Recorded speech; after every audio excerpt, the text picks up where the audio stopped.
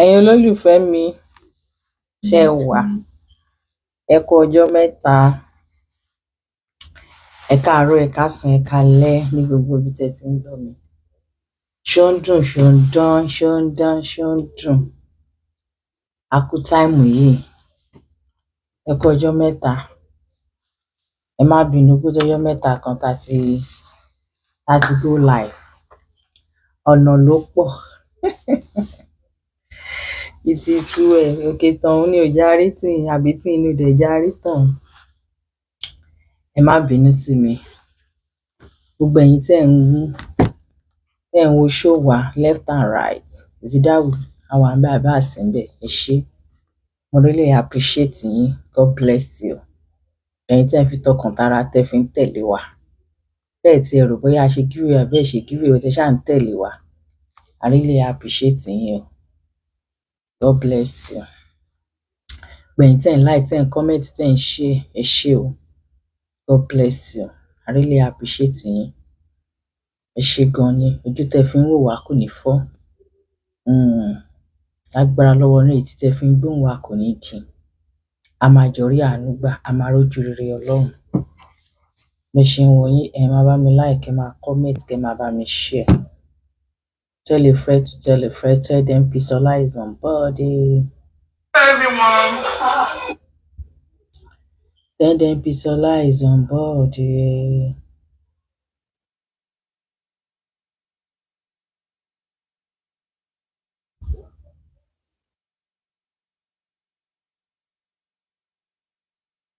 Ẹ yá sọ̀rọ̀ nípa one big topic kan lénìí.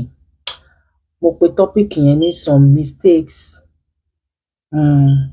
that some men are making in marriage or that they are doing in marriage, including women. A máa sọ tóbìnrin, a máa sọ tọkùnrin. So bóyá ká kọ́kọ́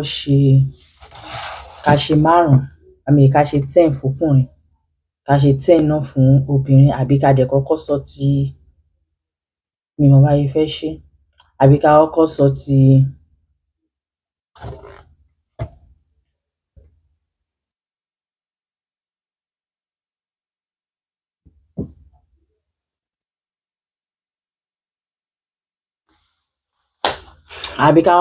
ti network tí jẹ́ kí rí mẹ́sàgì ni mi tí ṣe bẹ̀ sí ní kí àwọn èèyàn. Okay, mo ti rí Madam Fayokemi. Welcome aboard ìyá mi. Ẹ káalẹ́. Ẹ bẹ̀rẹ̀ sí ní pín kíákíá. Ẹ bẹ̀rẹ̀ sí ní pín kíákíá. Ẹ jẹ́ kó máa lọ. Ẹ máa pa àwọn èèyàn pé Bisola is on board o. A ti send message látàárọ̀ pé a máa go live lẹ́yìn, so ẹ jẹ́ àtètè máa pín show yẹn. Welcome aboard Mr. Owo Blow. Ṣàlàáfíà ní gbogbo wa wà. Ẹ kú ọjọ́ mẹ́ta. Ẹ kú kó lè dáa. Ṣó ń dùn, ṣó ń dán. Mr. Falalu, welcome on board. Ẹ jẹ́ àkọ́kọ́ dúpẹ́ lọ́wọ́ Ọlọ́run Baba, Ọlọ́run Ọmọ, Ọlọ́run Ẹ̀mí Mímọ́. Ọba tó jẹ́ kí ọjọ́ ìní kó tún ṣojú ẹ̀mí wa. Today is the last Saturday of this month. It can only be God. Láti ìbẹ̀rẹ̀ ọdún yìí wá, the Lord has been faithful to us. The Lord is good to us all the time. Forget about your challenges. Forget about what you are passing through. Thank God for the great life, for the great opportunity He gave to you, He gave to me. Ẹ jẹ́ ká dúpẹ́ pé o ṣé o. Olúwa o ṣé o. Lórí mi, lórí ọkọ, lórí aya, lórí ọmọ, lórí ẹbí, lórí ará. Let's appreciate Him. Ọlọ́run yìí tóbi jọjọ. Ọlọ́run yìí dára sí wa. Ẹ jẹ́ á sọ wípé o ṣé o. O mà ṣé o. Láti January ẹ ṣé o. Láti bẹ̀rẹ̀ ọdún yìí wá ẹ ṣé o. Láti bẹ̀rẹ̀ oṣù wá ẹ ṣé o. Ọlọ́run tí ò fi wá sílẹ̀, ọba tí ò kọ̀ wá sílẹ̀. Ẹ jẹ́ á gbéga, ẹ jẹ́ á sọ wípé o ṣé. Ẹ jẹ́ á sọ wípé o ṣé. Ẹ jẹ́ á sọ wípé o ṣé. Ẹ jẹ́ á sọ wípé o ṣé o.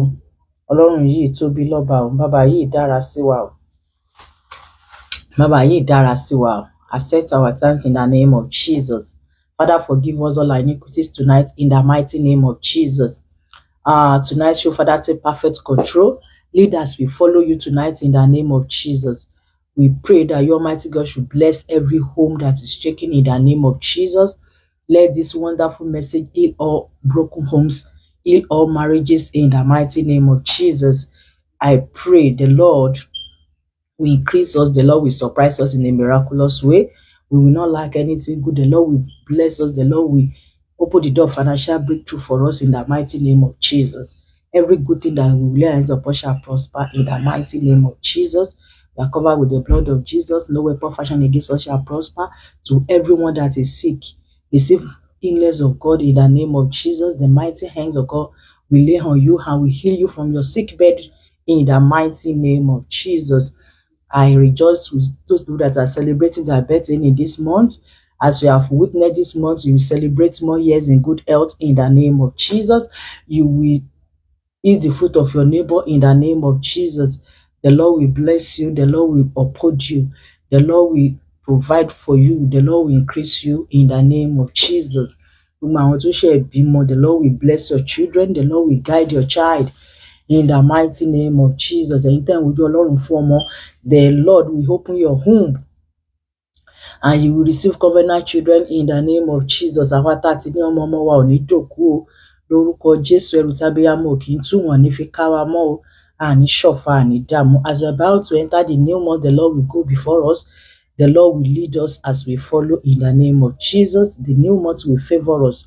God will bless us in the new month in the mighty name of Jesus. For in Jesus' name we have prayed. Amen.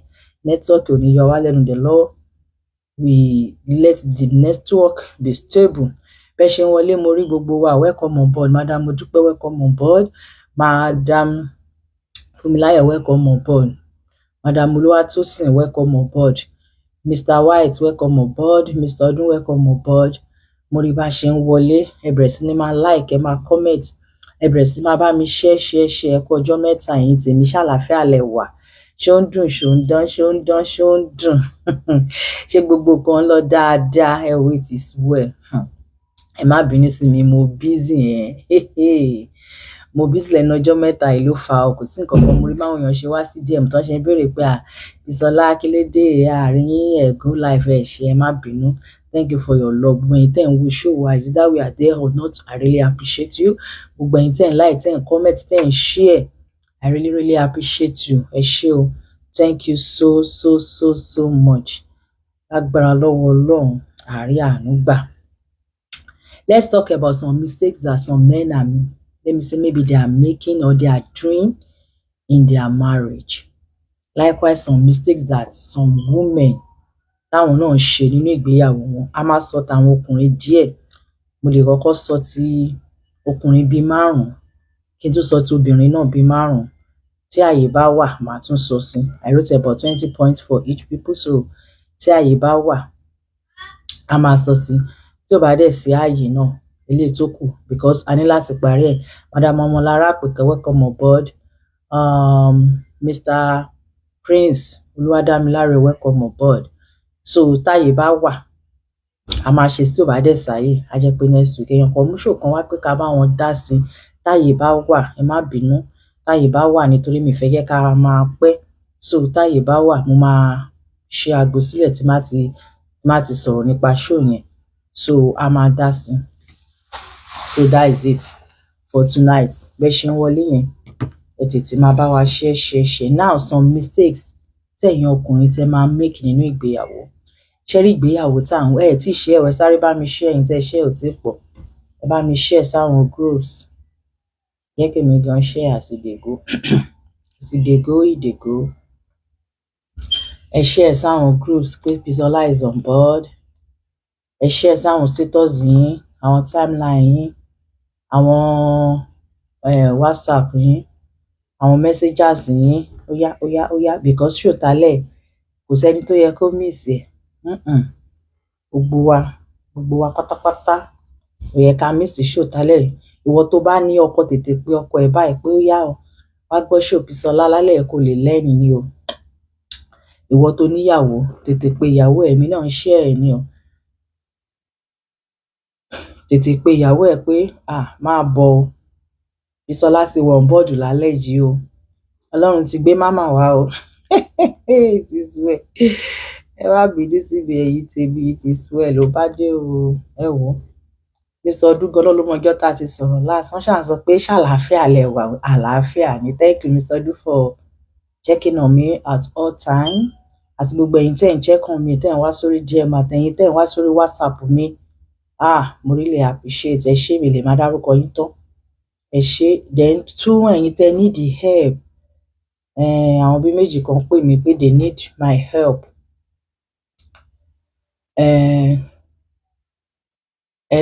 Ẹ má worry. Ẹ má worry. Mo rí message yín.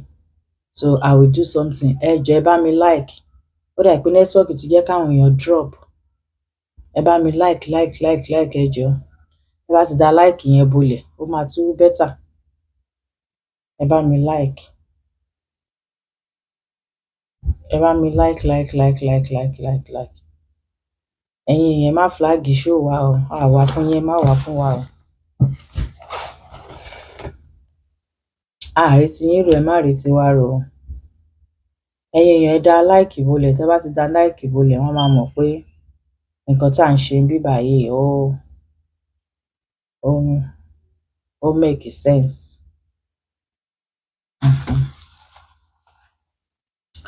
Bàbá mi, Mr. Olúwafẹ́mi, ẹ kú ọjọ́ mẹ́ta. Madam Latifa, ẹ kú ọjọ́ mẹ́ta. Ẹ ṣé. Ẹ ṣé. Madam Bello, ẹ ṣé. Madam Damilola, ẹ ṣé. Ẹ máa dábùlẹ̀, ẹ máa like yẹn léra. Tẹ́ bá ti ń like yẹn dáadáa, wọ́n máa mọ̀ pé we are doing the right thing here. Ẹ má flag show wa o. Ẹ má wá fún wa, àwa ò wá fún yín o. Ẹ dá like yẹn bolẹ̀. Like yẹn máa yẹ kí kíní yẹn kó gbéra. Ọlọ́run bá nẹ́tíwọ́ọ̀kì wí lálẹ́. Nẹ́tíwọ́ọ̀kì ò ní dí wa lọ́wọ́, ìránṣẹ́ kan ò ní dí kejì lọ́wọ́. So ẹ tètè pé ọkọ yín, ọkọ pèyàwó. Ẹ jẹ́ ká jọ jókòó, ká jọ gbọ́ ṣòtálẹ̀. Kí làwọn nǹkan tẹ̀yin ọkùnrin máa ń ṣe nínú ìgbéyàwó tó jẹ́ wípé is a very great mistake tí ò yẹ kẹ́ máa ṣe, tó yẹ pé the more you are doing it, the more it's affecting your home. The more that woman is crying, the more that woman is not happy. Ẹ̀yin obìnrin náà, kí làwa náà ń ṣe fún àwọn ọkọ wa tó jẹ́ pé they don't like it. Táwọn ò bá tiẹ̀ lè máa sun ẹkún, ṣùgbọ́n it's really giving them pains. They don't like it. It's affecting their life, their emotion, their brain. In fact, ó ń jẹ́ kọ́kùnrin míì gan kó wò ta. Ó ń jẹ́ kí most ọkùnrin míì kó wò ta. Ẹ ṣé, the network has come back. Ẹ ṣé.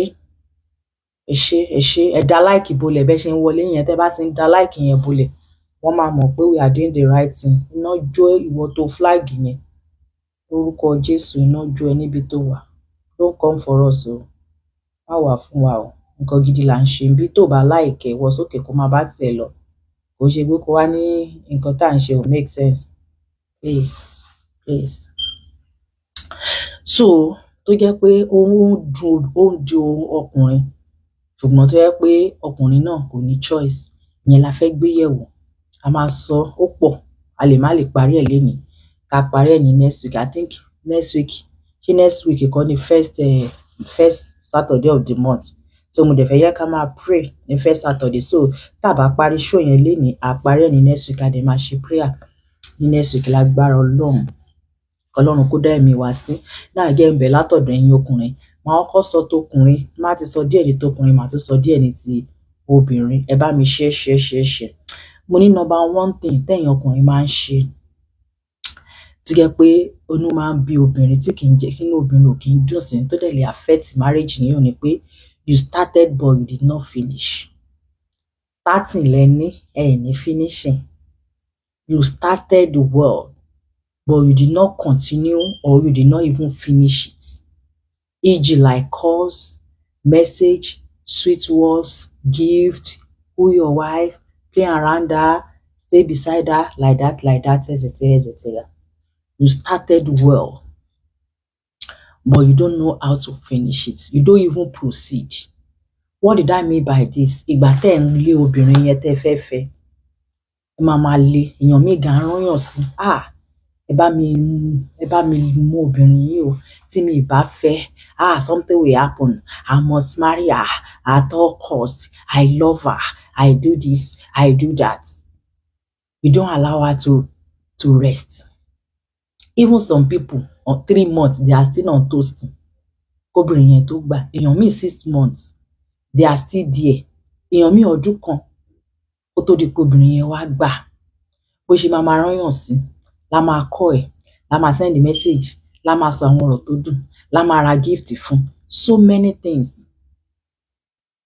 lọkùnrin máa ń ṣe nígbà tó bá ń wá obìnrin lọ́nà. The moment tó bá ti get ẹ̀ báyìí pé gbans ó ti ṣe hòó fóun, òun ti fẹ́ báyìí, ó tán nìyẹn. All those things tó ń ṣe kò ní ṣe mọ́. In case you don't know, women did not like it. Women like the type tí mo bá ṣe ń sọ nǹkan tẹ́ ń ṣe náà ni màá máa sọ solution sí o. Màá máa sọ solution sí, so màá sọ 5 points ní tọkùnrin, then I will go back to women's own. I will go and mention 5 points again, and I will tell us the solution too. Bẹ́ẹ̀ni o, reality, thank you bàbá mi. Welcome on board, Madam Oluwakemi. So ní continue mọ́, ẹ wá tí ẹ wò pé wo ìgbà ọkùnrin mi gan lódidi ọ̀sẹ̀ kan ó lè má pé ìyàwó ẹ̀, a ní ṣe ìbílẹ̀ lòun ṣì ń bọ̀ lálẹ́, kò ní pè, kò ní send message, kò ní fún lówó, kò ní ra gift, kò ní ṣe anything mọ́. I could stop like that. Gbogbo bó ṣe ń ṣe yẹn, another project ló máa face. Why? Because men are project driven. Anything they are facing at that time is what they want to focus on. Is what they want to be doing. Aside from that, kò sí nǹkan míì mọ́. Welcome on board, Madam Damnola. Madam Ade, welcome on board. Mr. Adewale, welcome on board. After this, tí n bá kí yín má bínú, lecture ti bẹ̀rẹ̀ nìyẹn, show ti bẹ̀rẹ̀. Ní ṣe mọ́. And if you want 100% of that your woman, you have to continue, because that is what you said in the initial stage. That is what you did níbẹ̀rẹ̀ tó fi gbà fún ẹ. Ó wá expect pé nǹkan tó ṣe yẹn kò sì máa ṣe lọ. Now let me tell you something. It's not something that is easy to do, but you have to learn it. In marriage, there are so many things that you have to learn if you want that marriage to grow. You just have to learn it. Wàá kọ́ ni. School ni ìgbéyàwó tó jẹ́ pé àtọkùnrin àtobìnrin la jọ ń lọ school yẹn. If you are adamant, you refuse not to learn, or you don't want anybody to teach you, or you don't want to learn, you don't want to teach yourself, then the marriage cannot grow. If you believe you have know it all, gbogbo ẹ̀ ló ti mọ̀, kò sẹ́ni tó lè kọ́ ẹ. You don't want to acquire knowledge. You don't want to acquire wisdom. You have know it all. You are the perfect somebody. Nobody who want to teach you again, who want to tell you this is right or wrong. Esa, the marriage will fail. Where there is no where you don't acquire more wisdom is where you will lose it. Ibi tó bá ti béèrè fún ọgbọ́n gidi, ibẹ̀ ló ti máa sọnù. But the more you acquire from wisdom, the more you receive more wisdom, ibẹ̀ ló ti máa ní ìmọ̀ náà sí. These days, àwọn èèyàn fẹ́ kàwé mọ́ pé let me go jẹ́ kí n kàwé marriage jẹ́ ń ṣe. But lórí social media táwọn marriage counselors, àwọn pastors gidi, àwọn èèyàn tí wọ́n ti ń sọ̀rọ̀ nípa marriage, you learn from there. You learn the good thing there. Kò ṣe pé kó máa sọ, kó máa gbẹ̀yẹ tí ẹ̀ kọjá, kó máa sọ pé who will teach you, especially àwọn ọkùnrin Africa kan. If you practice too much of caution in your marriage, the marriage will fail. That is it. Who want to tell me? Who want to teach me? Èmi ṣe máa ṣe. No. If you want that woman to be happy at all time, you have to bring yourself to her standard. What is the standard of a woman? You have to learn how to be with her all the time. Learn how to call, send message, give her money, send her gift, say sweet words. Ọkùnrin mi ò ní ọ̀rọ̀ tó tutù, ọ̀rọ̀ tó dáa kò ní lẹ́nu. Kò ní lẹ́nu pé kó kọ wo ìyàwó ẹ̀ sùn. Kó kọ ní my wife, you know what? I so much love you. Ká ní mi ò bá ẹ pàdé, báwo láyé mi ìbá ṣe rí? Ọkùnrin mi ò lè sọ. Arrogance bó ti ẹ̀ rò sínú ẹ̀. A máa wò pé kí n wá sọ kórí ẹ̀ máa wú. Kí ló dé tó jẹ́ kórí ẹ̀ wú? Let her head swell up if her head want to swell up. Jẹ́ kórí ẹ̀ wú. Some men, you are too selfish. You cannot carry pregnancy for just 1 month. If you carry pregnancy for 1 month, you will abort it because of the pains. You don't have the patience. You don't know how to exercise the patience that woman. Ó kàn máa ń dùn mí tẹ́ máa ń sọ fún obìnrin pé obìnrin ò ní sùúrù. Àwọn obìnrin ò ní sùúrù. Ẹ sà, sùúrù wo ló tó sùúrù kó obìnrin lọ sí kó lọ lóyún 9 or 10 months? Sùúrù wo ló tó yẹn? Kóbìnrin lọ sípò lóyún for 9 to 10 months. Do you know how terrible it is?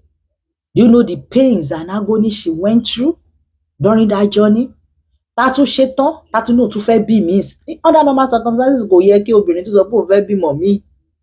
You know, she lays her life down just because you want to be called father of somebody, just because you want your status to change. Now ẹ ti wá sáré gbàgbé gbogbo nǹkan tó là kọjá, gbogbo nǹkan tó forí rọ́ tó fara rọ́ yẹn. Ẹ ti gbàgbé, ó ti wá di gbá àkólẹ̀, ó ti dẹ̀gúsí tí èpo ẹ̀gúsí tẹ̀ kì í jírí mọ́. Tóbìnrin ò bá tiẹ̀ ṣe nǹkan kan fún yín, despite pé ó tiẹ̀ fún yín lọ́mọ gan ó ti tó.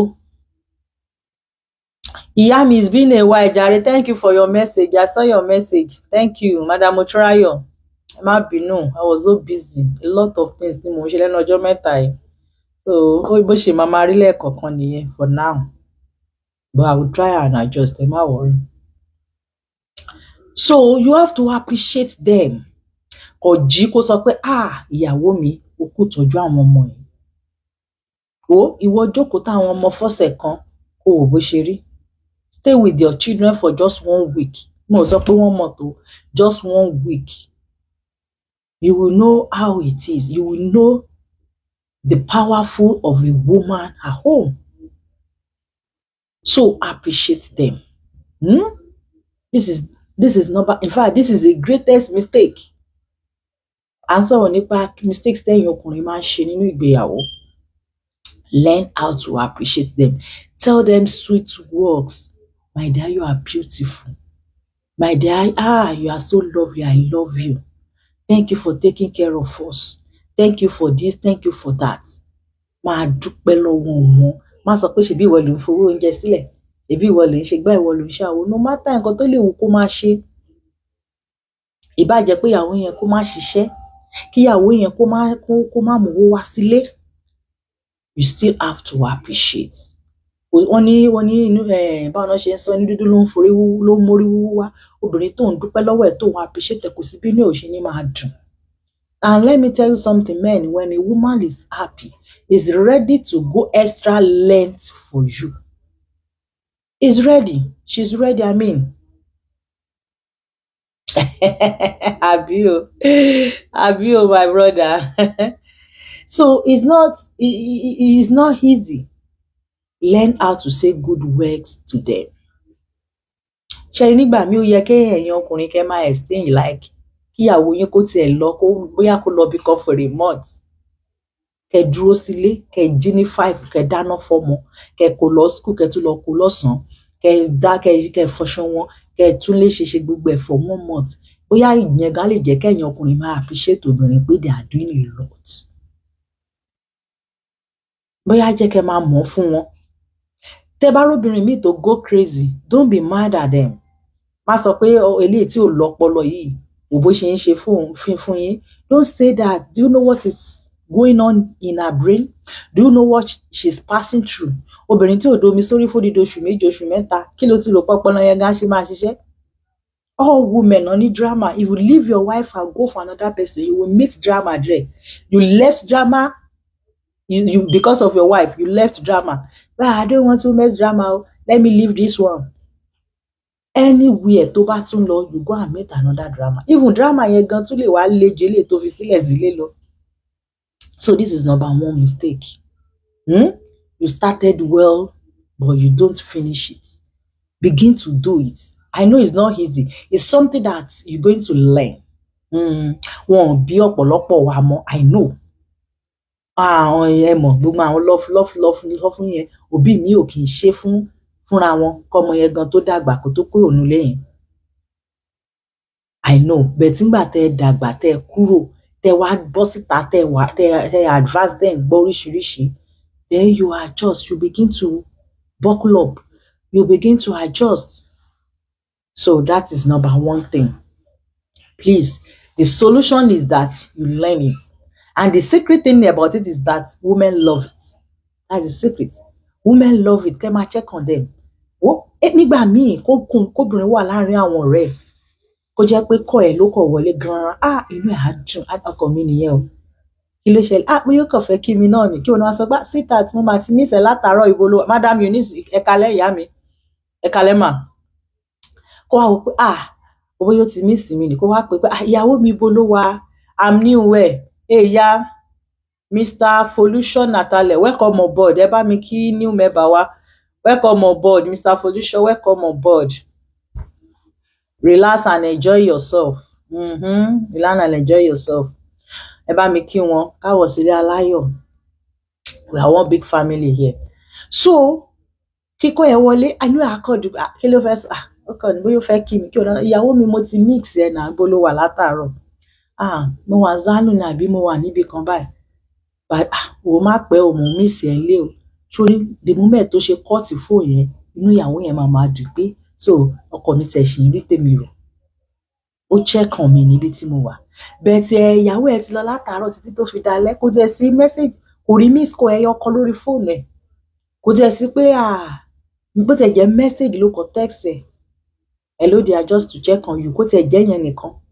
Kò rí yẹn. Ó tún délé náà ṣe ló tún ké ìbúbolẹ̀. Ibo ló wà látàárọ̀? Irun wèrè wo ló lọ irun wèrè wo ló lọ ṣe? Àbí ibo ló rìn lọ? Wá rìn ránu kiri. Ìyẹn ló wá bá lẹ́nu ẹ̀. Kò sí ọ̀rọ̀ rẹ̀. Even if you want to abuse your wife, of course, ó lè jẹ́ pé rìn tó rìn yẹn ò like ẹ̀. Wá tẹ̀ sì kọ́kọ́ welcome ẹ̀. Gba ẹnu àṣẹ ìbáwí. Your wife is not your child. It's not your daughter or your son. It's your wife. It's your wife. She's your wife. So you have to treat her like your wife. Don't treat her. You don't train your child. You don't train your wife. You train your children. You don't train your wife, but you can teach your wife. You can teach her, but you don't train her. It's your children that you will train her, you will teach. How is it? So, because of our time, let's move on. So please, men that is doing this, go and adjust. Learn how to finish what you have started. That conversation you started, learn how to let it, keep it going. Let it be going like that. Women really love it. Keep it going. Now, number 2, they want to get married. This is another mistake. Men, they want to get married, but they don't want to be a father. This is another great mistake. Thank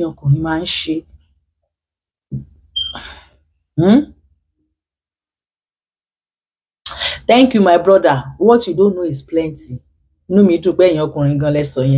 What you men don't know is plenty. Ìyẹn la fi ń sọ pé kẹ́ wá ìmọ̀. Kí ló dé táwọn doctors, àwọn tó lọ ṣe doctors, tán lọ fún laws, kí ló dé tí wọ́n fail ní career àwọn? It's because they are learning. Àwọn tó lọ, àwọn IT people, they are learning every day. They use 7 years to study medicine. After that, wọ́n yìí tún máa kàwé. O lè rí doctor tó jẹ́ pé bó ṣe dé láti school kò kàwé mọ́. Ojú kan náà ló máa wà. They are still learning. But marriage, I believe, èèyàn mi ò tiẹ̀ ní lọ fún counseling, kò ní lọ fẹ́ ní marriage counseling kó tó di pé ó marry. Ó tún marry tán, a tún ní kó máa listen sáwọn shows tó wà educative, a ní kó máa lọ sáwọn seminars, a ní kó máa ṣe gbogbo kinní, a tún máa sọ pé you can't tell me that, you can't. Come, you know nada. You have to learn. The more you learn, the more you grow. That's it. The more you learn, the more you grow, and it will really, really, really affect your home positively. That is it. Your marriage will be sweet. So a lot like ẹ̀yin ọkùnrin ò mọ̀. Ẹ̀rẹ̀ àwọn obìnrin tẹ́ ẹ̀ bá ń fà yìí náà. I'm coming to them. Mo ṣe mọ̀ pé mo sọ pé màá sọ tóbìnrin, màá sọ tókùnrin. Ọkùnrin, obìnrin náà ní tiẹ̀ o. Tiwa ló tiẹ̀ pọ̀ jù. Ṣé you understand? Tàwọn obìnrin ló pọ̀ jù. But mo kọ́kọ́ bẹ̀rẹ̀ lọ́dọ̀ tẹ̀yin ọkùnrin. So màá sọ 5. I wrote about 20 for men, then 25 for women. But a lè má lè sọ tán because of the time. Mo lè sọ 5 lọ́kùnrin, 5 ní tóbìnrin. So because mo fẹ́ ká pẹ́. So now number 2 mo ní They want to get married, but they don't want to be a father. This is what is really, really affecting some marriages now. Some men want to get married. Ẹgbẹ́ mi ti marry, èmi náà fẹ́ marry. They are running up and down, they want to get married. Àbí pé èmi náà fẹ́ tètè bímọ. Kí ló dé tí mi ní fẹ́ tètè bímọ? Èmi náà fẹ́ tètè bímọ. They want to get married. Wọ́n wá marry tán, wọ́n bímọ. Wọ́n wá fẹ́ ṣèṣe bàbá. It's a great mistake. Please, men, women don't like it. Ìwọ tó fẹ́yàwó sílé, tíyàwó yẹn ti bímọ, ó yẹ kó mọ̀ pé it's your responsibility to take care of the children and the wife. Of course, I know that some things happen tó lè jẹ́ kí ọkọ má ti ríṣẹ́ tàbí tó lè jẹ́ kọ́kọ má ní owó lọ́wọ́. I know. It's really, really, really happening. But tí nǹkan bẹ́ẹ̀ yẹn bá ń ṣẹlẹ̀ tó bá yẹ pé ọwọ́ ìyàwó ló gbé sókè àbí ìyàwó ló ṣì ń take care ilé, your responsibility as a man is to support the wife. Appreciate the wife. Let the wife know that your tomorrow will be better. Máa assure ẹ pé má worry ìyàwó mi ní bàbá ìlọ. Ọ̀la máa dá. Ọ̀la máa dá o ṣe okú tọ́jú nílé mi. Kò ṣe pé kò ṣe bí pòrí àbí kó máa sọ pé ṣé kó pa ẹ́ ni o lè wá kú náà. No. Responsibility ẹni, only the man will leave his father and his mother, live with his wife. That is what Genesis chapter 2 says. And they will become one. So you guys are not two, you are one. You have to behave that you guys are still one, not two. Don't separate things. Don't do things on your own. Plans together, come together, do things together, become one, be unite. Only 2 people will share 10,000, but one nǹkan on lè ṣe. So there is power in 2 people coming together, becoming one. So it's your responsibility pé ìyàwó yìí ó máa look good. Àwọn ọmọ mi wọ́n máa look good. It's your responsibility as a man. So please don't sórí kan ṣe pé kókò wà ń bẹ̀ wọ́n kókò fẹ́yàwó kó gbé síbì kan ó máa bímọ fún ẹ kò ṣe yẹn náà pè ní pé ọkọ ni ẹ o. No, please let me share. Ẹ bá mi like, ẹ bá mi share please. Kì í ṣe yẹn náà pè ní pé ọkọ ni ẹ o. Kò ṣe yẹn o. Ọkùnrin míì kò mọ̀ bí ìyàwó ẹ̀ ṣe ń sanwó school àwọn ọmọ, kò mọ̀ bí ìyàwó ṣe ń oúnjẹ wálé. Ẹ̀rọ yẹn làwọn ará diaspora àwọn ará ìlú òyìnbó. Kò mọ̀ ọkùnrin míì ilé ló ń ṣe sí kò dá sí ìyàwó àtàwọn ọmọ ẹ̀. So it's your responsibility. School wo ni kọ́ ọmọ mi wà? Báwo làwọn ọmọ mi ṣe máa lọ school? Báwo náà ṣe máa jẹ́yàn? Madam Eunice, it's been a while tá ti rí Mr. Adeniyi, ṣàlàáfíà náà wà. Mo fẹ́ máa ń béèrè wọn, mo máa ń gbàgbé. Ṣàlàáfíà náà wà. My regards to him. So, it's a responsibility. Ìyàwó mi yìí, a lot lọ́lọ́run kó sí kàtà yín. That is why tí Bíbélì fi sọ pé treat your wife with wisdom. A lot lọ́lọ́run kó sí kàtà yín ọkùnrin. That is why you are a father. You are not just a figurehead father. Your responsibility is to take care of that your wife. Báwo ni ìyàwó ẹ̀ ṣe ń jẹ? Báwo ló ṣe ń mu? Báwo ló ṣe ń live? Ilé ẹ̀ ló wà tó ti lọ mú wá now, my brother. Ọ̀gá Adé, ilé ẹ̀ jẹ́jẹ́ ló wà, ìwọ ló mú wá. So don't allow her to suffer. So you have to know everything. Bó ṣe máa everything. Ọrùn ẹ̀ ló wà. You will account for it. Bó ṣe lo ayé ẹ̀ ìyàwó yẹn, bó ṣe lo ayé àwọn ọmọ ẹ̀, you will account for it. Ọlọ́run máa bí ẹ́. So obìnrin ò gbọ́dọ̀ wálé ẹ̀ tán kí life ẹ̀ to worst. Her life must be better. Marriage must make you better. Although marriage may not make you happy at all times. Because bí ojú sánmọ̀ ní ìgbéyàwó funfun púpọ̀ dúdú díẹ̀ ṣá máa wà ńbẹ̀. You have to stop that door. You have to stop. Why did you lock the door? You have to stop it because I'm doing show. má bínú jàre Olúwa. Bí mi bá tilẹ̀kùn báyẹn yá máa sá wá bí sá lọ bọ̀ ni. So, you know, you have to account for everything. Bó ṣe ṣe láyé ẹ̀ sí. That is why tó jẹ́ pé obìnrin yẹn, mo ṣe ṣó kan gbà kan, kí ni mo tẹ̀ pé invest, yes, how to invest in the life of your spouse. O gbúdọ̀ invest sínú life ìyàwó ẹ̀. Marriage must make your marriage, I mean your wife better. The family of your wife must see. Ẹ má bínú nẹ́tíwọ́ọ̀kì ni o. So they must see your wife in the nearest future and say, o ṣe ibi tó bá ìyàwó mi yìí dé. Kò ṣe pé kán rí ìyàwó ẹ lọ́jọ́ ọ̀la ká máa fèpè ránṣẹ́ sí ẹ pé odidi ọmọlá fún ẹ wo bó ṣe ṣayé ẹ. So you have to the father tí wọ́n ń pè ẹ́ yẹn ó ju bẹ́ẹ̀ lọ. Àwọn dádì wa yẹn ó ju bẹ́ẹ̀ lọ. Dádì wa ó bẹ̀rẹ̀ láti pé ìwọ ni dádì ìyàwó ẹ yẹn, ìwọ tún ni dádì àwọn ọmọ ẹ. So and then a good father, quality of a good father is to take care of the child, the children, and even the wife. Tó bá wá ní owó lọ́wọ́ tó wà òkè lọ títí, I know at times it happens like that. Wà lọ́rọ̀ rí lẹ́nu. Wà appreciate ìyàwó ẹ yẹn. Wà jẹ́ kí ìyàwó yẹn mọ̀ ẹ́ pé kò sí lẹ́ni o, ó ń bọ̀ lọ́la. So let's move on. Number 3. Thinking of your satisfaction alone in bed.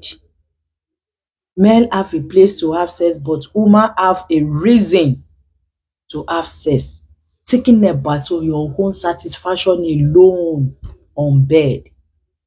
Men, you don't have any reason to have sex if you want to have sex. Tara ẹ bá ti dìde, you just want to do.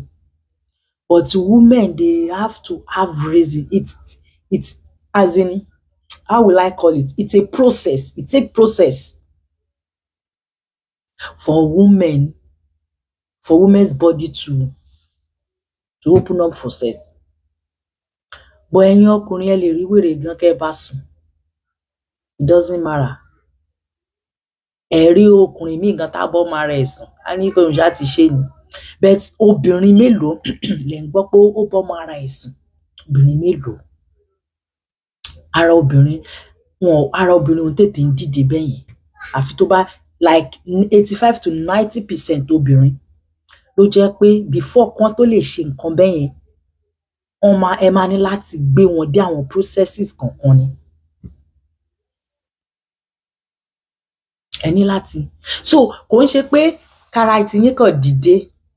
Like ìgbà kan mo dá sọ́rọ̀ àwọn couple kan. Ìyàwó yẹn ní pé òun máa ń lọ bí iṣẹ́ ní 4 ló máa ń resume, àwọn á ti jí láti 3. Òun máa wọ bí iṣẹ́ ní 4. Ó lóun dẹ̀ máa ń lọ class nírọ̀, òun ṣe class nírọ̀lẹ́, so bí 10 lòun tó máa ń sùn. Ẹni tó sùn ní 10, oorun tó sùn gan kò pé 6 hours. Excuse me. Tó tún ti máa jí. Now ìwọ kan wá ń jí ní 12 or 1 lóru tó fẹ́ ní ìbálòpọ̀. How does it look like? Báwo ló ṣe rí lára tiẹ̀? So you don't be selfish in marriage. Think about another person. Ro tèèyàn míì mọ́ tiẹ̀ pé obìnrin tó sùn ní 10 tó tún máa jí ní 3. Kí ló dé tó ò ní ìbálòpọ̀ yẹn lálẹ́ yẹn? Or kó calculate time sí 3. Bóyá bí like 2:30 àbí 2:45 tó fẹ́ dìde kó ní sígbà yẹn. Why tó fi ń bọ̀ ní 11 or 12 lóru? So kó jí tán kó wá máa struggle láti sùn padà. That is selfishness. To me, mi mọ̀ sí tèèyàn míì o. To me, it's not good enough. So ìbálòpọ̀ nínú ìgbéyàwó ó ṣe kókó ní tòótọ́, but kì í ṣe ìbálòpọ̀ nìkan ló di ilé mú. Ó wà lára nǹkan tó di ilé mú, but kò ń ṣe òun nìkan. A lot of things lẹ́yìn ọkùnrin ò mọ̀. Even ọ̀rọ̀ ìbálòpọ̀ tá à ń sọ gé, lot of things ló dìrọ̀ mọ́ lẹ́yìn ọkùnrin ò mọ̀. Do you think kóbìnrin kàn ní ìbálòpọ̀ nìkan ni obìnrin fẹ́ ni? Má jẹ́ ń tàn yín. Kò ń ṣe kóbìnrin ní ìbálòpọ̀ nìkan lobìnrin fẹ́. Tó bá jẹ́ pé ìyẹn nìkan ni wọ́n lè ní ṣáwa ṣe kó máa bá tiẹ̀ lọ. Ó ti rí ibi tóbìnrin ti ń hanrun tó dẹ̀ ní ìbálòpọ̀ tó ń sùn. Ṣáwa ṣe aṣàlà fún ẹ ṣáṣe kó máa bá tiẹ̀ lọ. But when a woman is connect with this thing, when all her full body is there, even is a blessing for you. Is a blessing for you men. Tí gbogbo spirit obìnrin bá wà nínú ìbálòpọ̀ tó ń ṣe, especially tẹ́ gbé débẹ̀ tó wá ń ṣàdúrà fún yín, trust me, irú ọkùnrin bẹ́ẹ̀ yẹn tètè máa ń dìde. Bẹ́ẹ̀ tí ní ìbálòpọ̀ obìnrin finú ṣépè fún ẹ, tàbí inú ẹ ò dùn sunkún sínú, ẹ sà kúkú má sún mọ́ ó bẹ́tà. Amen. More wisdom in Jesus' name. Amen. Ìyá mi. Ó bẹ́tà. So kò ń ṣe pé ara ẹ̀ kàn lé lálẹ́, ìyá lágbájá bọ́ síbí o. Kò sí any romantic whatever. O kò tú aṣọ ẹ̀, o kò bọ́ sórí ẹ̀ náà pàkàpàkàpàkà under 5 minutes ojú tọwọ́ ẹ̀ lẹ̀ o dẹ̀ bẹ̀ sí ọrùn. It's more than that. It's a great mistake tẹ̀yin ọkùnrin ṣe. It's a great. Now let me tell you, there are two different of mood, or let me say there are two different of sex. There is one that they call dutiful one and beautiful one. Now the beautiful one ni most obìnrin fẹ́. Sórí the dutiful one yẹn, ó kàn fẹ́ fún yín torí pé duty ẹ̀ ní láti fún yín, kò ṣe pé ó like yẹn. Bó ṣe ń bọ̀ ní tọ́dọ̀ àwọn obìnrin, mo máa ṣàlàyé dáadáa lórí ìyẹn lọ́dọ̀ tàwọn obìnrin.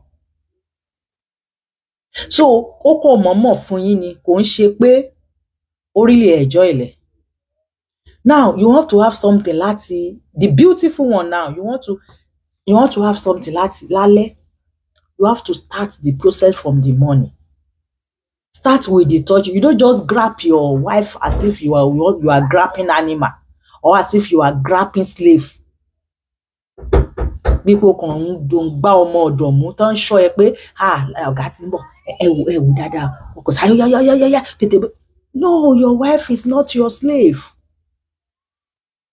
You are right, ma. Thank you, Yami, Madam Damilola. She's not your. Yes, now, Mr. Wublo. So she's not your slave. You have to start like in the morning. Gentle touch. Bó ṣe jí láàárọ̀ ó ti massage ara ẹ̀. Ìgbà míì gan táyè bá wà ẹ lè jọ gym. Tó bá dẹ̀ ráyè yẹn bóyá ẹ tètè ń jí lọ bí iṣẹ́, wàá ti máa pè, wàá ti máa fi sí brain ẹ̀. You allow a brain to receive that something is about to happen at night. That is what will trigger her hormones. You will be telling the dopamine and the testosterone that something is about to happen. Ìyẹn láti fọkàn sí pé bàbá ń bọ̀. Wàá ti máa pè ìyàwó mi ṣó wà okay. Kíní kan ni mo fẹ́ jẹyán lálẹ́ yìí torí mo fẹ́ gbé ẹ débẹ̀. Má worry, màá bẹ ra súyà bọ̀ tó tí bá ti ń bọ̀, àbí pé màá bẹ ṣe kíní kan. You know, wàá ti máa sọ fún. Orí mi wò. Thank you jare Madam Ade. Wàá ti máa sọ fún. By the time tó náà tá fi wò pé something is about to happen lálẹ́ ọkọ mi ẹlẹgbẹ́ rẹ̀. Àwọn obìnrin náà mọ̀ tẹ́ bá ti mú ọgbọ́n yín yẹn ń bọ̀. Kò ṣe pọ́gbọ́n yín yẹn really jẹ́ wá, but it matters. Obìnrin tí wọ́n gẹ̀tì pé something ìran náà ló bá dé, wọ́n mọ̀, but that is what we want. In case you don't know, that is what women want.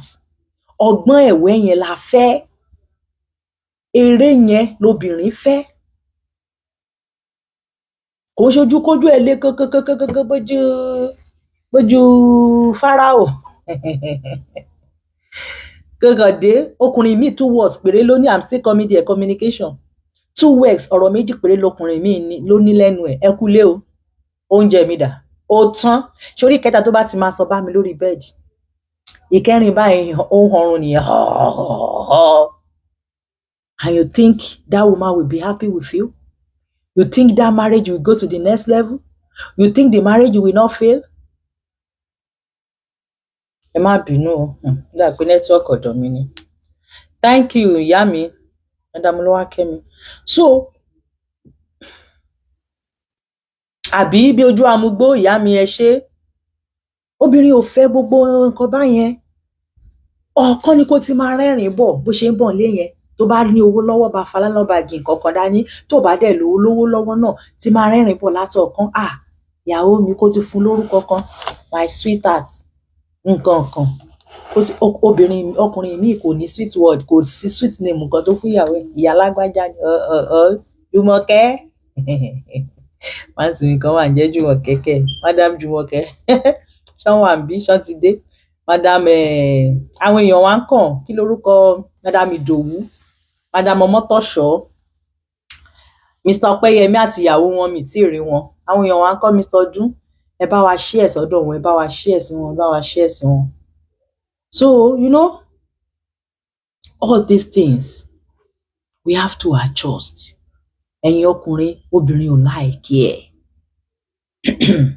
tíyàwó tiẹ̀ ò bá sọ̀rọ̀ kó ṣe kó láìkí ẹ̀ ó kàn ń rọ́jú ni ó kàn ń endure ni and marriage is not made to endure it's made to enjoy although you may not enjoy from the beginning to the end but you have to enjoy at least you have to enjoy. So wàá ti máa mú processing yẹn bọ̀ láti òdélé bá o ti rẹ́rìn sí my sweetheart my honey pie my kìíní kan wá ti máa òun kan ti máa bóyá o wá tètè dé lọ́jọ́ yẹn ṣe wọn kí mo sọ pé beautiful one and beautiful one I'm talking about the beautiful one now o tètè dé lọ́jọ́ this one kò lè jójoojúmọ́ the beautiful one cannot be every day but it can be like 2 eyes or even 3 eyes in a week it can still be like that the beautiful one now ni mo ń sọ yìí o. So o ti ń rẹ́rìn bó o ti ń ṣe bó ṣe dé bá o tètè dé lọ́jọ́ yẹn o tètè close bí ṣe o tètè wálé because you know something is about to happen. O bá ní kitchen bó ṣe ń dín ẹran kan lọ́wọ́ ló ń gbé everybody dey on their line okay so o ti bẹ̀rẹ̀ sí ní o ti bá ń ṣeré bó ṣe ń tíkù ẹ̀ ló ti ń ju pílò sí lẹ́tí jọ ń dáwàdà gbogbo kinní wọ̀nyẹn òun process ẹ̀ ni ìgbà ẹni brain ẹ̀ á máa sọ fún pé something is there sórí ara obìnrin máa ń sùn 24/7 ni especially àwọn obìnrin tó yẹ pé they don't like it gbogbo mọ́ọ̀sù wọn máa ń sùn fọ́nfọ́nfọ́n ni so for you to be waking them up is a process it's something that you have to start láti àárọ̀ láti máa jí wọn lẹ́yọ kọ̀ọ̀kan dìde pé sórí tán bá dẹ̀ ti dìde náà you won't enjoy it as a man wọ́n gbọ́dọ̀ dìde kán ká mọ́ ẹ kán yọ̀ mọ́ ẹ ìyẹn ni wọn náà máa fi enjoy ẹ. So wàá ti máa ṣe yẹn by the time tó bá máa wá di alẹ́ tó lọ wẹ̀ wàá tún bẹ̀rẹ̀ sí ní ìwò kì í ṣe pé kẹ́ dórí bẹ́ẹ̀dì náà kẹ́ sáré máa ṣe wàá ti bẹ̀rẹ̀ sí ní máa bá rojọ́ wàá ti máa bá gist gbogbo ẹjọ́ tí òbí ẹ̀ gan wàá ti máa sọ gbogbo sweet things ẹ ti máa sọ ẹ ti máa plan ẹ ti máa ṣe by the time tí wàá fi máa bá ṣe foreplay ara ẹ̀ àti wálẹ̀ kò ní lè lé ẹ sẹ́yìn báyìí òun gan-an ló máa jọ wàrà ẹ̀ so that is the beautiful one yẹn ẹ̀yin obìnrin ẹ apply wisdom kò lè máa jẹ ojoojúmọ́ don't expect your husband to be doing this thing for you every day but at least it can be 2 eyes or 3 eyes in a week. So the beautiful one is that kí ọkọ ẹ̀ gan má béèrè as a woman mo ń bọ̀ lọ́dọ̀ tẹ̀yin obìnrin o mo kàn ní kí sáré chip yẹn kọ́kọ ẹ̀ gan má béèrè wàá ti wò pé ó mà ti tọ́sẹ̀ kan tá ti ṣe nǹkan báyìí láti ṣe kò sí ṣá ìwọ fúnra ẹni wàá pè pé ẹ̀sà ẹ̀ wá ṣe there's nothing bad in that he's your husband.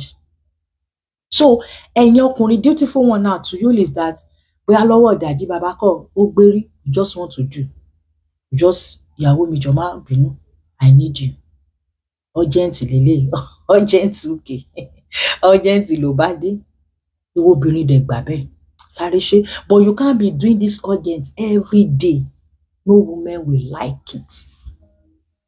O ṣe urgent láàárọ̀ ò ń ṣe lálẹ́ ò ń ṣe láàárọ̀ ò ń ṣe lálẹ́ odidi ọ̀sẹ̀ kan kò sí beautiful one ọ̀sẹ̀ méjì oṣù kan no ara ẹ̀ máa kọ́ so kò sí beautiful one máa ń wà beautiful one máa ń wà that is it. So don't think about yourself alone on bed think about your spouse pé ìyàwó mi yìí náà ṣó ń enjoy yẹ ṣé mo ṣì ń try tèmi fún. So that is another one. Now ẹyẹ sọ kan sí kí tó lọ sọ́dọ̀ àwọn obìnrin mo ti sọ mẹ́ta ẹyẹ sọ yọ kan sí kí n fi ṣe 4. Now another one fẹ́yìn ọkùnrin ni pé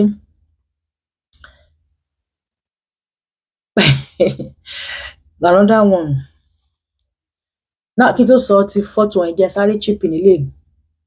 Okay, let me say the fourth one. Now, the fourth one, ó ní pé men, àwọn ọ̀rọ̀ tẹ́ máa ń sọ. You think, okay, let me put it like this. You think the word of your mouth is right at all time. It's a great mistake.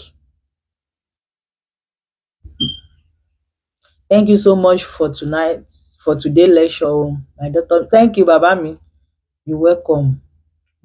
Madam Abosede, thank you. Well done, ma. Thank you. Thank you, ma. Don't think that all what you are saying to your wife is good. Ọkùnrin míì ti fi ọ̀rọ̀ ẹnu ẹ̀, ó ti fi pa ètò dá nínú life ìyàwó, ó ti fi pa mọ́lẹ̀. Ọ̀rọ̀, words. Mind your speech. Mind the way you talk to your wife. Esa, if you don't want that woman to rubbish you, you don't want that woman to disrespect you, you want that woman to submit totally to you, the words that comes from your mouth matter most. This one, most ẹ̀yin ọkùnrin lẹ ń ṣe o, on one way or the other. 85 to 90% ẹ̀yin ọkùnrin lẹ ń ṣe. Ọ̀rọ̀ ẹnu yín, chai. Tọkùnrin mi bá sọ ọ̀rọ̀ kan báyìí, 3 days obìnrin ṣì lè máa sunkún. Now let me tell you the secret. Women, it's not easy for them to forgive or forget. They can even forgive, but it's not easy for them to forget. The more they think about it, the more it pains them. Obìnrin ò dẹ̀ kì í think far. I told you difference between men and women. Women did not think far. Their thinking faculty is very low and short. They don't think about the future. They don't think about the repercussion. They don't think about what will happen. All what they are thinking about is what is going on at that time. Nítorí ṣẹlẹ̀ ní time yẹn, lobìnrin máa ń ronú ẹ̀ pé kó lè parí kó parí. But men, they think far. They think far. Wọ́n máa ń ronú gan.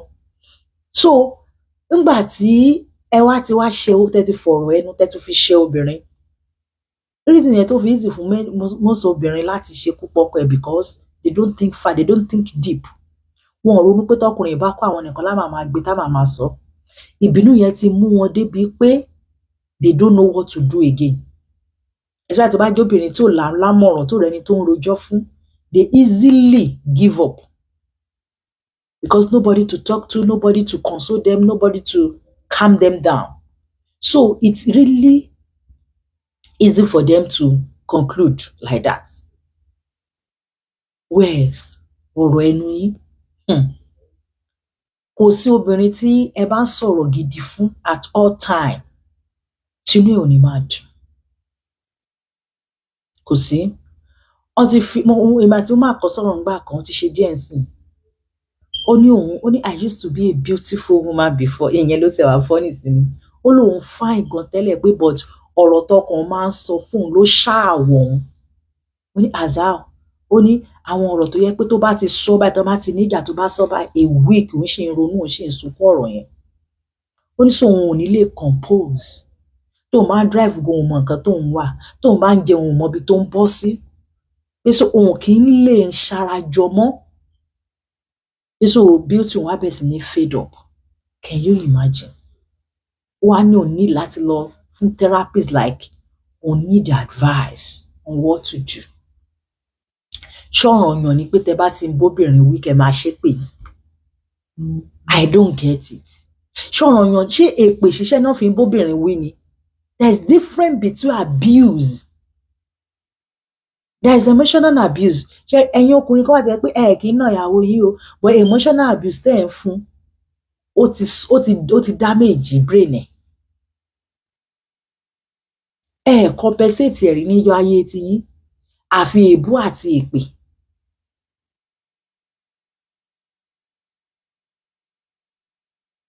Can you see? It's be as if someone should go and hit head on wall because of some met words. Can you see? Ṣé rí pé mi ò parọ́? Ẹ ṣe gbòsàgbòsà for Mama Tolé. Thank you, jàre. Ẹ ṣe. Kudos to you, Mama Gbebiro, Mama Tole, she yami, God bless you, ma. Can you imagine? You don't know the difference between ká bó obìnrin wí àti pé ká ṣépè fóbìnrin. Now, obìnrin, ẹ má jẹ́ n tàn yín, a máa create drama. We will surely create our drama. We are full of drama. Nígbà tóbìnrin bá ti gbé drama ẹ̀ dé, tiyín ni kẹ́ ẹ bá wí, kò ń ṣe tiyín ni kẹ́ ẹ ṣépè fún.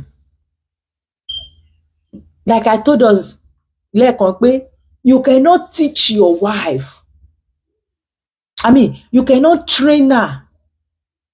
O kò lè kọ́ ni pé àyàwó mi báyìí ni báyìí ni báyìí. And this thing is a reciprocal. Nǹkan tó fẹ́ kí ìyàwó yẹn máa ṣe fún ẹ, where can't you start it? That is what we mean by the head.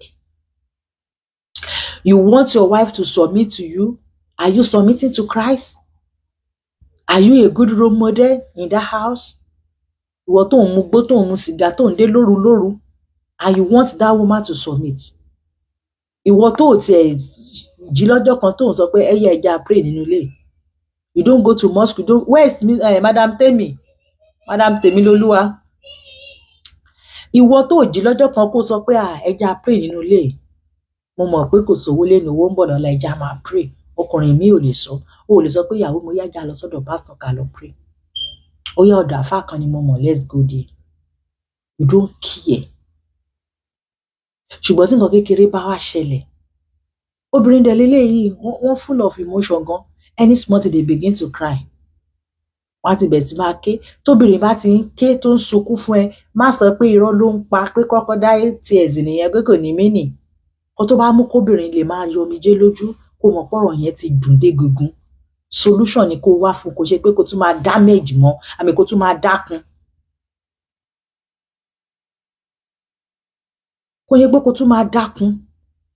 These things ó pọ̀ gan débi pé ó really affect ilé. Especially the career women. Let me go to abroad now, the diasporas. Àwọn tó lọ school, tó ń lówó lọ́wọ́ lóbìnrin, the way you want to be treating them, you want to be treating them the way you are treating your mates, or the way you are treating somebody that don't even have anything. Ẹni tí ò lọ school, tí ò kàwé, tó yẹ pé púrùtù kan ni àwọn màmá wa ayé ìgbà yẹn. Ó sọ pé bàbá mi bó ṣe máa ń ṣe nìyẹn. Bàbá mi bá sọ pé kí ìyá mi jókòó síbẹ̀ yẹn, wọ́n bí dáa kó dìde. Ẹ̀sà, ayé ìgbà yẹn nìyẹn. Mo gbọ́ story màmá mi Fúnkẹ́ Adéjùmọ̀ kan. Ọlọ́run bless màmá yẹn fún wa. Marriage teaching màmá yẹn ó ti bless a lot of homes. Màmá yẹn láti máa sọ pé àwọn wá sí America, àwọn lò 2 days. After 2 days, àwọn lọ sí Nàìjíríà. May God help us wà àmì o, kọ́lọ́run ràn yín lọ́wọ́ ni o. Ọ̀nà àwọn wá sí Nàìjíríà pé àárọ̀ ọjọ́ táwọn lọ Nàìjíríà, àwọn ní class. Torí màmá yẹn ṣì ń lọ school, ẹ̀yin obìnrin kan tẹ́ máa sọ pé ẹ lè lọ school mọ́. Nígbà tí màmá yẹn bá ṣì ń lọ school, wọ́n ní àwọn lọ class, àwọn ní kinní kan táwọn fẹ́ lọ defend. Ìrìn yẹn ṣáà ṣe bákan lọ́sẹ̀ yẹn ṣáà mo ti gbà wọ́n ṣáà ṣe ròyìn yẹn. By the time ṣáà máa fi délé ní weekend yẹn, àwọn wá sọ fún ọkọ àwọn pé kí ló fẹ́ jẹ. Wọ́n ló sọ pé anything that is convenient for you, or you can just order for me. Bíṣọ́ọ̀bù lọ́kàn wọn o, olówó ni o, ẹni tó wà òkè ni o. Kò sọ pé ìyàwó mi wò, mo ti kẹ́sẹ̀ lẹ́sẹ̀ wọ tó ti lọ láti ọjọ́ 3 ọjọ́ 4 tó sì lé lọ, gún yà tẹ́fọ́ fún mi. Ó lọ́kàn àwọn ò sọ bẹ́ẹ̀ o. Wọ́n nítorí pé wá fi ohun ìrẹ̀lẹ̀ sọ yẹn, àwọn wá go extra mile láti ṣe favourite. Nǹkan ṣẹ́rí, ẹ̀yin ọkùnrin, you have to apply. Reason yẹn tí Bíbélì fi sọ fún yín nínú 1 Peter yẹn pé apply wisdom with your wife. Obìnrin náà ò gọ̀. Obìnrin tó ó mọ epo fẹ́. Ó dàbí ìgbà kan tí àǹtí mi kan sọ, onítọ̀ ọkàn bá ti fẹ́ bá òun sọ, tó bá ti mọ̀ pé òun ti wà stress, ọ̀wọ́ lá máa sọ pé mo fi pé ká sáré bẹ́ṣu.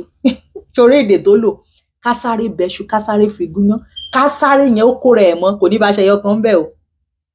But tó lo ọgbọ́n bẹ̀ yẹn, he apply wisdom. Obìnrin yẹn náà, ó ní àti mi wá ní pé àwọn làwọn máa wá bẹ́ṣu yẹn. Táwọn bá ti wá fẹ́ máa gun láwá gbà lọ́wọ́ wọn. But torí pé ó ti kọ́kọ́ fi ohun ìrẹ̀lẹ̀ àti ọgbọ́n sọ yẹn, kò jẹ́ kí obìnrin yẹn lè kọ̀.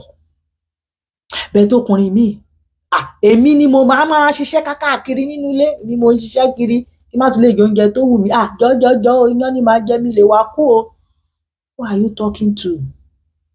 Kò ń ṣe pé kò ní ṣe bó ṣe sọ yẹn, but why tó fi learn how to talk with sense, with wisdom? Let me put it that way, with wisdom. Gentle words bring out things out. Exactly, bring out good things out. Exactly. Bí Yorùbá gan sọ pé ohun ìrẹ̀lẹ̀, àmì pé ọ̀rọ̀ rere ló mú obì jáde lápò. Kò ń ṣe yẹn náà fi máa sọ pé baálé ilé ni ẹ́. Kò ń ṣe yẹn náà fi máa sọ pé ọkùnrin ni ẹ́. Ó dìgbà tó bá fi ọ̀rọ̀ ẹnu ẹ̀ tó fi damage life obìnrin, tó fi dá màmá yẹn wá sọ pé àwọn wá go extra length. Ìyẹn màmá Fúnkẹ́ Adéjùmọ̀ yẹn, àwọn wá lọ ṣe favourite ẹ̀. Ipe kò expect pé inú ẹ̀ dùn débi pé àwọn màmá yẹn wá ó tún wá sọ débi pé ìwọ tó fẹ́yàwó tó ń ṣiṣẹ́ tó jẹ́ career woman tó ń need the brain ẹ̀. Ṣé ẹ pé àwọn obìnrin kan wà tẹ́ pé they will give you their brain when they advise you, it goes a long way. They have impact in your career. They have impact in your business. They have impact in your life.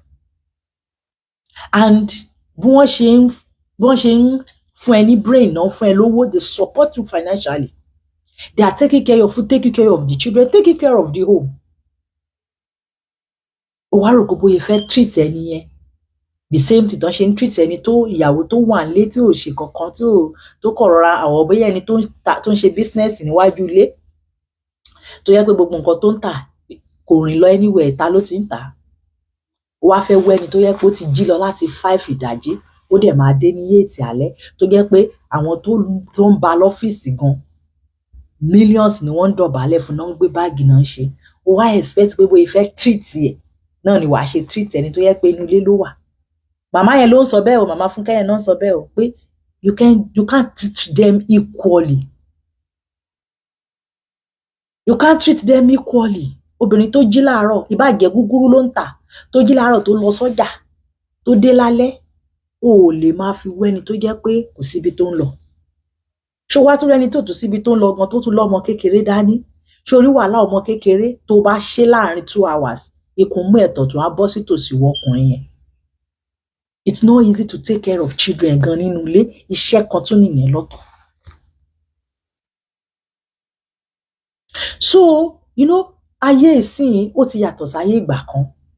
Màmá yẹn wá ń sọ pé if you don't apply wisdom, ojoojúmọ́ ló fẹ́ máa jẹ yín àtẹ̀fọ́, ojoojúmọ́ ló fẹ́ máa fẹ́ bí ọba ẹ̀dùn, your marriage will have issue.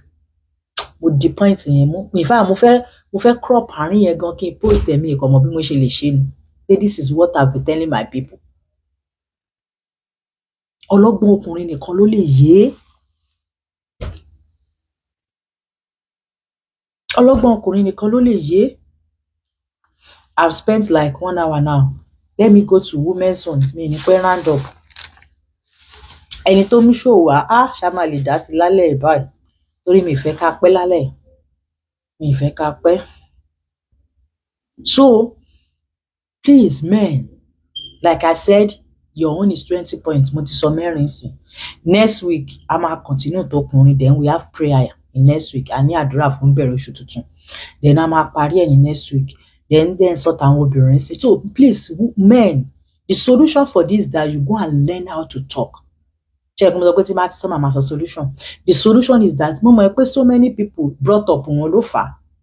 Bóyá bí bàbá wọn ṣe ń báyà wọn sọ̀rọ̀ ni àwọn náà grow nínú ẹ̀. Èèyàn mi environment tó gbé bóyá wọn ṣe ń ṣe nìyẹn. Torí Africa men generally ego yẹn nípa àmì Africa men yẹn ó wà ní gbogbo ẹ̀jẹ̀ yẹn ọkùnrin Africa. Ó wà ń bẹ̀. But tó bá padà lọ sínú Bible, you want to take your marriage to the next level, you want to take your marriage to religion one, you have to go back to Bible. Bible sọ pé kẹ́ sọ ìyàwó dẹrú kẹ́ máa ṣe yamayama. No. Only love them like the Christ loved the church. So love yẹn ní agbára gan. I love today's topic. This is exactly majority of the things affecting a lot of marriage today. More of God wisdom. Amen. Ada fún yín ìyá mi.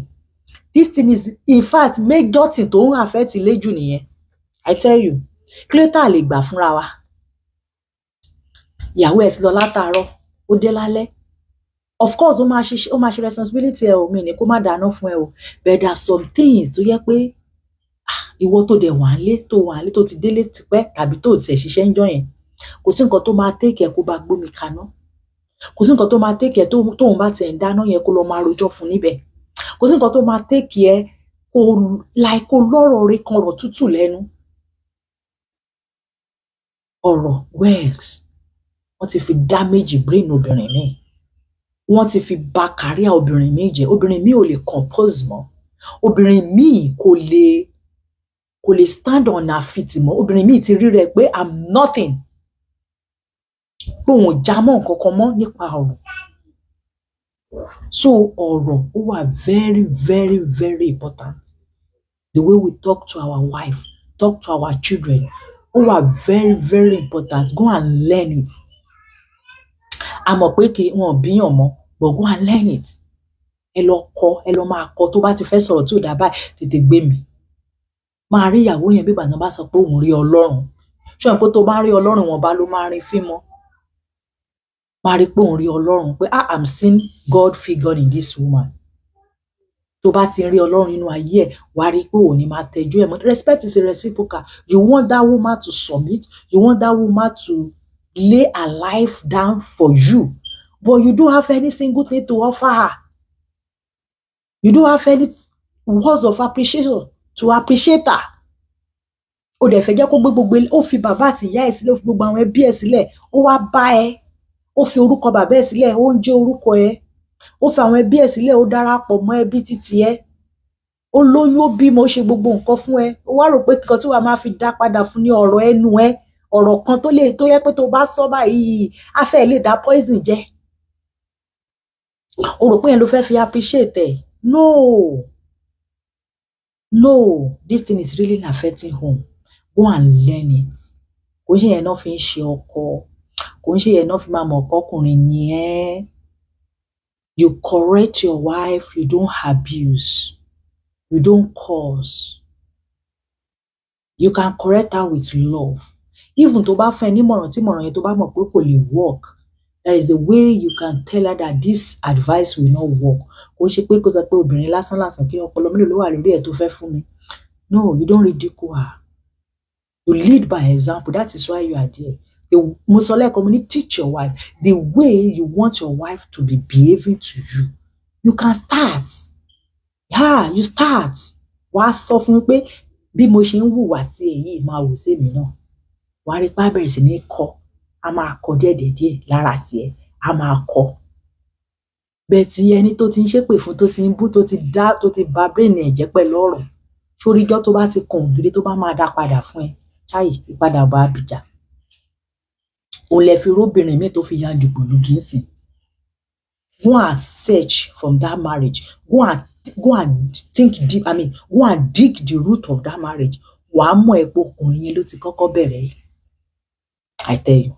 Tó bá pé ilé máa wà ìjọba ẹ̀ tó jẹ́ pé ọkùnrin ibẹ̀, obìnrin ibẹ̀ tí ó ti ya dìgbòlugi bá ó ti kò fẹ́ gbà mọ́. Kó mọ̀ ẹ́ pé ọkùnrin yẹn 8 or 9 out of the 10 ọkùnrin yẹn ló bẹ̀rẹ̀. Nígbà tóbìnrin yẹn tó wà tán lè control ẹ̀ mọ́, tán lè gbà mọ́, làwọn náà wá ń dá padà. Ṣórí tóbìnrin bá dẹ̀ tilẹ̀ bàbá ń dá padà fún apá ẹ̀ ò ní ka mọ́. So kó tó di time yẹn tètè lọ adjust. Apá ẹ̀ ò ní ka mọ́, góòlù ọ̀gbọ́n wọn ọ̀gbọ́n kọ́ mọ̀. So tètè lọ adjust before it gets worse. Before it gets to that extent, go and adjust. Owó la fi ń ṣọkọ obìnrin, kì í ṣe ọ̀rọ̀ burúkú lẹ́nu tàbí ìgbéraga la fi ń ṣọkọ obìnrin. Now let's go to women's zone. Màá sọ ẹyọ kan tàbí because mo fẹ́ round up very soon. I have less than 15 minutes to round up now, so let me be fast. Let me go to women's zone now. Now some mistakes táwọn obìnrin máa ń ṣe nínú ìgbéyàwó tó jẹ́ pé ọkùnrin ò like ẹ̀. They don't like it, but they don't have choice. Èèyàn mi dẹ̀ tún ní choice o, ó lè lọ ní girlfriend mi. Èèyàn mi lè filé yẹn sílẹ̀. Èèyàn mi gan dẹ̀ lè máa misbehave sí obìnrin yẹn. So wọ́n ní choice. So ká lè tètè mọ̀ pé ọkùnrin náà ò like ilé. Káwa náà ká lè tètè máa just. Next thing I'm coming. I'm coming. Let me lock it because I'm doing show. When I'm done, I will open it, okay? So enjoy tonight's show. Thank you, Yami. So ọkùnrin náà like ẹ. Ẹ jẹ́ káwa náà ká just now number one is that thinking you are the project, you are the next project. This is number one. Thinking you are the next project of the man. Mo sọ fún wa lẹ́ẹ̀kan pé men are project driven. The moment wọ́n bá ti get obìnrin, wọ́n lọ sí next project nìyẹn, wọ́n á ti ṣègbéyàwó tán gbé sílé, wọ́n á lọ máa lé nǹkan míì nìyẹn. Now mistake táwọn obìnrin wa máa ń ṣe ni pé a máa ń ronú pé wọ́n sì ṣe ń ṣe yẹn, a máa ń rò pé ó yẹ pé àwa tún the next thing tán sì tún máa like we are the next thing tán tún máa ṣe bẹ́ẹ̀ sí lọ. A máa ń ṣe mistake yẹn gan. Sórí tọkọ tí ẹ bá ṣe ń ṣe bẹ́ẹ̀ lọ, accept it. Máa dúpẹ́. Tọkọ tí ò bá ṣe bẹ́ẹ̀ mọ́, don't see it as a crime. Begin to teach him. Ibi tí wọn náà àti tí wàá máa kọ́ nìyẹn. Pé my dear, wọn ń ṣe bẹ́ẹ̀ yẹn ṣe sí obìnrin. Bí wàá ṣe ṣe ni, bí wàá ṣe ṣe ni. You begin to teach him. Ṣó ti yé wa? So má yẹ kí yẹn máa wà lórí wa pé bó ṣe ń kọ́ wa 247 tó ń send message 247 tó ń lé wa kiri nígbà yẹn wípé it will continue that way. Sórí expectation tóbìnrin mi ń gbé lọlé ọkọ nìyẹn pé bí mo ṣe ń lọlé ọkọ yìí o, marriage mi o, ó gbúdọ̀ tú gbogbo ilé ayé mi ṣe, ìṣòro mi gbúdọ̀ tán. My dear sister, ìṣòro yẹn ò tán o. Kò tán. So don't expect too much from that man. Don't think he's an angel. He's a man and it will surely be like a man. So máa rò pé bó ṣe ṣe ń ṣe, things can warrant it. Ọkùnrin má lè ṣe bó ṣe ń ṣe mọ́. Yeah, I know that things happening. Ọkùnrin mi ò lè jẹ́ pé bóyá ìgbà tó fẹ́ tán ló ríṣẹ́ kí iṣẹ́ yẹn occupy time ẹ̀. Ọkùnrin mi ò lè jẹ́ pé ìgbà tó fẹ́ tán ló ń kọ́lé. Kó jẹ́ pé time yẹn ló ń ṣiṣẹ́ tó yẹ kó ń lọ sí site and all of that. So má expect pé bó ṣe ṣe kẹ́bẹ́kẹ́bẹ́ tó ń pọ̀n mọ́ ẹ lẹ́yìn kiri yẹ pé bẹ́ẹ̀ náà láṣìṣe máa ṣe lọ. Tọkọ tí ẹ bá jẹ́ romantic person tó ń ṣe bẹ́ẹ̀ lọ, appreciate them. Men are not equal, they are not the same. But tọkọ tí ẹ ò bá ṣe bẹ́ẹ̀, ìwọ wá ní kó wá máa kọ pé you know what, the way tó ṣe ń ṣe nígbà yẹn, I really love it. Why can't you be doing it again? Ìwọ ni wàá jẹ́ kó máa fi sórí ẹ̀ díẹ̀díẹ̀. It's not true nagging o. Àbí true anything. No, pẹ̀lú sùúrù. O lè máa send àwọn irú videos báyìí. Kó máa send ẹ̀sìn gbogbo nǹkan tí Bisola sọ lẹ́yìn. O mọ̀ pé obìnrin like irú nǹkan báyìí. Ṣó díẹ̀díẹ̀ ìwọ ni wàá máa kọ. So it's different. The way ibi tó ti ń bọ̀ is different from where you are now. Ibi tó ti ń bọ̀, time tó wù ẹ́ ló lè, nǹkan tó wù ẹ́ ló lè ṣe ń bẹ̀. Bọ́n ṣe ń kẹ́ ẹ nímú kẹ́ ẹ lójú ń gbà yẹn, lára ṣàwámà wà fún ẹ, lára gbogbo ẹ̀ tó ní dáná tó ní ṣe gbogbo ẹ̀. It's different. You are in another world now, you are in another place. Reason nìyẹn tóbìnrin mi fi tètè máa pack up because kíní yẹn máa ń bá wọn lójijì pé so bí ilé ọkọ ṣe rí rèé, ó máa ń bá wọn gan lójijì. So you have to plan for it very well. That is our number two. Number two mistake tẹ́yìn obìnrin máa ṣe ni pé you fail to plan for that marriage. You think marriage is bread and butter. Yeah, you have to plan. Where you invest is where you will harvest. Dẹ̀ lè gbẹ́ ẹ̀pà kó lọ ká ilá o. So that place you are going, you have to know that your life will never remain the same again. Kò ṣe láburú o. Like what you are doing before will be different for where you are now. Nílé yín o lè jí láago 10 kò sẹ́ńtà bí ẹ pé kí ló tó pẹ́ jí. Nílé yín o lè sọ pé indomie ló fẹ́ jẹ ò dáná. Ẹ̀sùn àyẹ̀ tẹ̀tẹ̀ dá gbé gọ́kẹ́ tó má rí tẹ̀ sí nílé òbí yín mọ́. Ẹ lè ṣe nǹkan tó wù yín, ẹ lè ṣe ilé yín bó ṣe wù yín. But the moment you marry, somebody will be controlling you. Somebody will be telling you, I have to eat my breakfast by 7. Má sọ pé nílé wa aago 10 ni mo mà tó ń jí o, má ní mi lára o. It means you are not ready. So you have to know that this where I'm going to, I have to prepare for it. Some people fail to prepare. They don't even prepare at all. They think it's a rosy something. Bọ́kọ mi ṣe ń ṣe yẹn, á fi kọ́ jí mi. tó bá wá kí mi ní sóúnjẹ fún gan láti gbé lẹ́nu báàgì oúnjẹ wá fún mi. You think it will continue? It will not continue, my dear. You're going to cook. You're going to do your house chores. You're going to, be like a wife. So put it in your brain that it will not go like that. You have to plan for the next place you are going to. So this is number 2. Ṣé ẹ rántí mo ní number 1, thinking that you are the next project. Of course, you are not the next.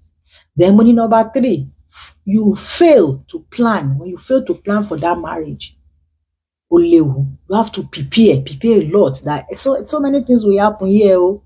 This place is different though. This is another school entirely where I will not even graduate from it. I've taken my certificate without even graduating. Òun nìkan ní school tá ti ń gba certificate láti ẹ̀ tí mọ̀ nǹkan tá fẹ́ lọ bá ń bẹ̀. A lot. Ibẹ̀ ni wàá ti mọ̀ pé ọkọ ẹ̀ ń hanrun kò ń hanrun tẹ́lẹ̀. Ibẹ̀ ni wàá ti mọ̀ pé ọkọ ẹ̀ ń ya sókísó. Àwọn iṣó olóòórùn. Ibẹ̀ ni wàá ti mọ̀ pé ọkọ ẹ̀ ń da tọ́ lẹ́nu tó bá ń sùn.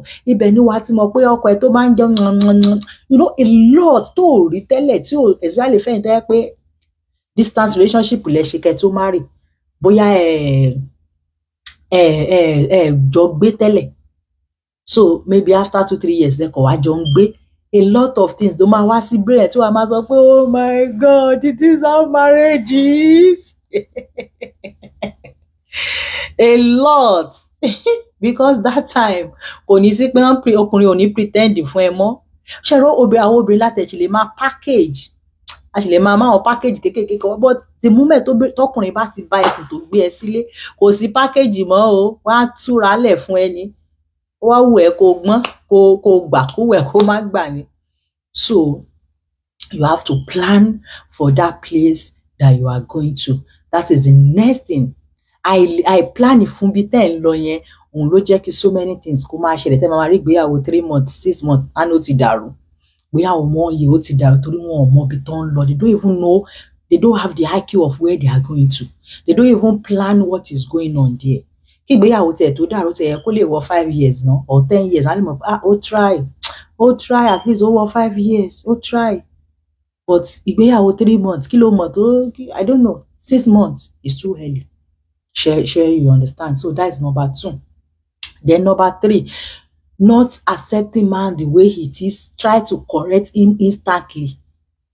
This is another one. Another mistake that obìnrin máa ń ṣe. I know women, they are fixers. You want to fix things immediately. If a woman is telling you that I love you the way you are, irọ́ ni o. Kò sóbìnrin tó like bó ṣe bá ọkùnrin. They want to fix something, they want to remove something, they want to put something, they want to patch. Ẹ̀yin ọkùnrin tẹ́ ti lè relate tóbìnrin kan ti sọ fún yín pé mo like nǹkan báyìí kẹ́ máa ṣe, you can ẹ máa mọ nǹkan tí mò ń sọ yìí. Obìnrin, they want to fix, they want to remove, they want to put, they want to adjust, they want to do all those things. But mistake tá máa ṣe ni pé you want all those things to happen in a day. You want all those things to happen like immediately you are saying it. You don't want to accept the man the way he is. So this is another thing that obìnrin máa ń ṣe tó jẹ́ mistake. Men love acceptance. You cannot correct man the way you are correcting your children. Your children is not your child. It's not your children. It's your husband. So it's your children that you will be teaching. Ó yá ẹ ṣe báyìí, jókòó síbẹ̀, má jókòó. But tó bá tẹ̀ wá fẹ́ kọ́ ọkọ ẹ, you teach your husband with wisdom. Ṣé you understand?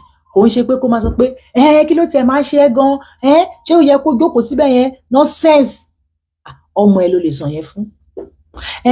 Bí mi like bó ṣe jẹ́ pé tó bá ti lọ yàgbẹ́ o kì í fọwọ́ ẹ, irú nonsense wo nìyẹn? Ṣé o fẹ́ kó James wọlé ni? You don't talk to your husband like that.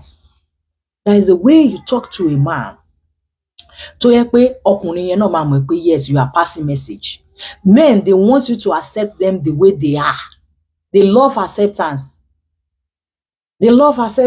So you first of all accept them the way they are. Then you now correct them with love. That is when they will listen to you. Ire, what is that? Okay. Oh, okay, I'm coming. Let me finish. I will give you, okay? You don't have to cry. It's okay. It's okay. Ẹ má bínú jàre. So you now correct, ìgbà yẹn ló máa gbọ́ ẹ. So this is another mistake táwọn obìnrin máa ń ṣe. Pé a fẹ́ jẹ́ kí ọkọ wa yẹn kó change gangan bá ṣe ń sọ yẹn. Lẹ́sẹ̀kẹsẹ̀ bá ṣe ń sọ yẹn náà la fẹ́ jẹ́ kó máa gbọ́.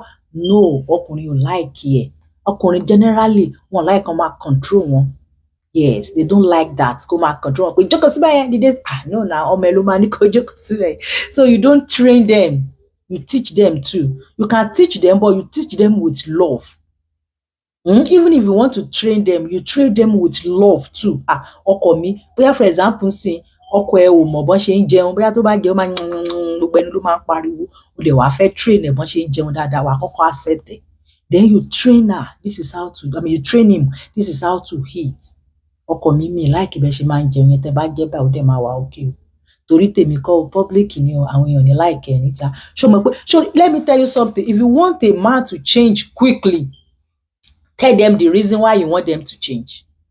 If you have the reason to back up your point, if the reason favor the man will easily change. But if you don't have any reason, o kàn fẹ́ jẹ́ kí ọkùnrin change without any reason, so that's why kó tó argue nǹkankan pẹ̀lú ọkùnrin, kó tó bọ́kùnrin fa nǹkankan, kọ́kọ́ wá solution sí nǹkan yẹn pé kì í ṣe solution gan, kọ́kọ́ wá reason ọkàn ẹ̀ ṣàgbèrè àbí o dẹ̀ fẹ́ jẹ́ kó jáwọ́, wá reason fún tó gbúdọ̀ fi jáwọ́. Ó sọ fún pé ọkọ mi, mo mọ̀ pé bẹ́ẹ̀ ṣe ń fẹ́ lè lẹ́yìn fẹ́ lè ṣe mọ̀ pé àgbèrè ò dáa. Ṣé mọ̀ pé Jésù Kristi ò like ẹ, Ọlọ́run ọba ò like ẹ. Ṣé mọ̀ pé Bible sọ báyìí nínú ìwé báyìí. So you have to let him know. Bible sọ báyìí pé oró ikú ni. Apart from Bible, ṣé mọ̀ pé téèyàn bá ń ṣe èèyàn lè kárùn, àrùn máa ti pọ̀ ń ta. Mo gbọ́ pé lágbájá tó gbẹ níjọ́ òní, àrùn ló máa kó lórí lágbájá. Wá máa kúùpù àwọn, kì í ṣe pé irọ́ o, like àwọn evidence ẹ pé tóun gan bá fojú ẹ̀ rí gan. Nígbà tó bá wá sàn wá pé mo dẹ̀ ń try o, báwo lẹ ṣe fẹ́ sí, ó dáa kí lẹ́ni ìta yẹn fún yín tí mi lè ṣe, style wo gan lẹ ń ṣe, ṣó nínú eré yẹn láti jábọ́ fún ẹ, style wo ló ń gbé wá, Ọlọ́run, ṣé style wo ni ẹ sọ fún mi, kí ni nǹkan tó ń ṣe, ẹ jẹ́ sọ nǹkan kan kìtẹ̀ wá tún ṣe torí táwọn ọmọ ẹ ní o, ṣó ní dáa káwọn ọmọ ẹ má ní bàbá, ṣáda káwọn ọmọ ẹ kọ́kọ́ ti kékeré kú kí ẹrù èèyàn méjì wá dẹrù. Ṣórí tó bá ti ń sọ báyẹn fọkùnrin, ọkùnrin á máa wò. Ṣó nígbà tó máa sọ pé ó lè dá sí rọ̀gbẹ́, ṣó inside them they will go and sit down and think about it. Bẹ́ẹ̀ tí ó ń sọ fọkùnrin pé ayé ẹ máa tó tàbí gúrúgúrú, ìyá alágbájá tó ń tẹ̀lé yẹn wàá kábùkù bọ̀ ńbẹ̀. Wò kò sí pọ́ìntì kan tó múlẹ̀, kò lè listen. So if you want to change your man, you have to back your points with good reason, and don't think it's going to change overnight. It's even easy for we women to change quickly than, because ọkùnrin tó bá gbọ́n, mo fi sọ fún wa nígbà tí mo sọ tọkùnrin lẹ́ẹ̀kan yẹn pé tọkùnrin bá gbọ́n, you can change your woman quickly. Especially tó bá ní owó díẹ̀ dání tó dẹ̀ lọ́rọ̀ rẹ̀ lẹ́nu, sórí ọ̀rọ̀ rẹ̀ àti owó ó máa jẹ́ kí ọkùnrin tètè change. But kò easy fáwọn obìnrin ká tètè change ọkùnrin, torí pé ọkùnrin generally wọ́n ọkàn wọn le, then wọ́n wà arrogant. Africa blood yẹn ó wà nínú ẹ̀jẹ̀ wọn, ẹ̀ṣá lè fẹ́ lè tí ò bá ti wà well broken down. So then owó mélòó ló fẹ́ fi entice ọkùnrin, so a sọ pé jẹ́ máa fún lówó bóyá change, no. So kò easy fáwọn obìnrin láti change ọkùnrin. Reason yẹn tó obìnrin mi máa fi sọ pé ọkọ mi kò change, mo ti wá dá sí lára, ìwọ ló ti apply wisdom tó, apply wisdom with prayer. Tó bá ṣe ń pray, ẹjọ́ ẹ ó dùn, ẹ jẹ́ ń wo eré.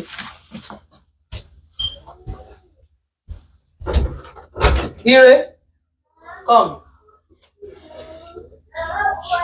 I will give you, come. Gbé kìíní yẹn Nicholas lọ́gbọ́n padà síbẹ̀, come. You want plantain? Yeah. I will give it to you. You don't have to cry. Okay?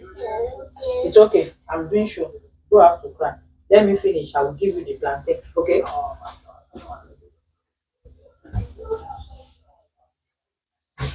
Ẹ má bínú jàre.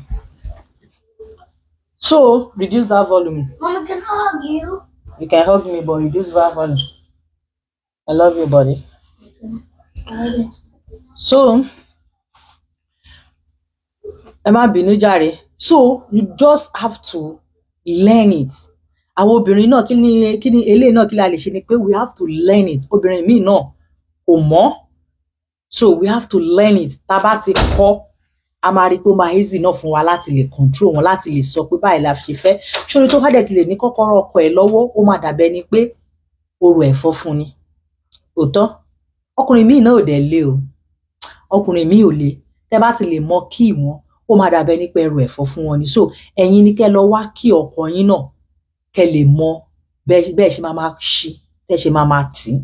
Kí n sọ bẹ́ẹ̀ yẹn. Now, let's say you consider the last one. Like I said, mi ìfẹ́ ká pẹ́, time ti ń lọ.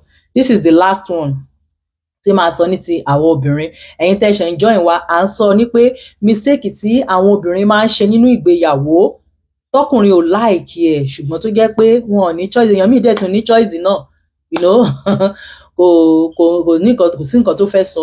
Then ẹ̀yin ọkùnrin náà, mistake tẹ́yin náà máa ń ṣe is a very big mistake, but you may not know. Ẹ kọ́ bí pé jẹ́ nǹkan ṣe kí n mú jẹ, mú jẹ o. So it's a very big mistake. So ìyẹn là ń sọ. I wrote 25 points for women, then 20 points for men. So mo ti sọ 4 fún tọkùnrin, mo dẹ̀ ti the 4th one mo fẹ́ sọ fún tobìnrin sìn. So we're not going to finish it tonight. Maybe on next week Saturday again we're going to finish it. A dẹ̀ máa ṣe prayer wa ní next week. So ẹni tó mẹ́tò wa, ẹ má bínú, ètò yẹn ó dẹ̀ yẹ ká sọ o, because I really have interest in that. Tòró wà lára nǹkan tí mo máa sábà ń sọ, but tí máa ní ká ẹ̀ṣẹ̀ tún bẹ̀rẹ̀ yẹn sìn, a máa lo 2 hours. Mo dẹ̀ sọ pé mi fẹ́ yẹ ká máa lò ju 1 hour 30 minutes. So àti lo 1 hour 26 minutes ń sìn. So I have to round up now. Now the next one for the women now is nagging. This one, hey, ẹ mọ̀ tó ń sọ pé àwa obìnrin, mo kóra mi gan mọ́. Àwa obìnrin eléyìí common gan láàrin wa. Madam Idowu, mo ti béèrè yín. Eléyìí common gan láàrin wa. We have to change o. If we don't change, eléyìí lè dá lérú o, ó lè dọ̀nà rú o. Nagging. Ká máa gbogbo ṣé lóbìnrin míì gbogbo ọ̀rọ̀ báyìí. Ṣé pé mo sọ lẹ́ẹ̀kan pé women are fixer. You want to fix everything. You want everything to be perfect. You want everything to be okay. But trust me, it can't be okay in one day. It can't be okay in just one day. So nagging, ká máa jà, gbogbo nǹkan la fẹ́ jà, gbogbo nǹkan la fẹ́ sọ̀rọ̀ sí. O gbé kinní sí, o gbé abọ́ síbí, ọkọ ẹ̀ gbé, o gbé síbí, o ti jà.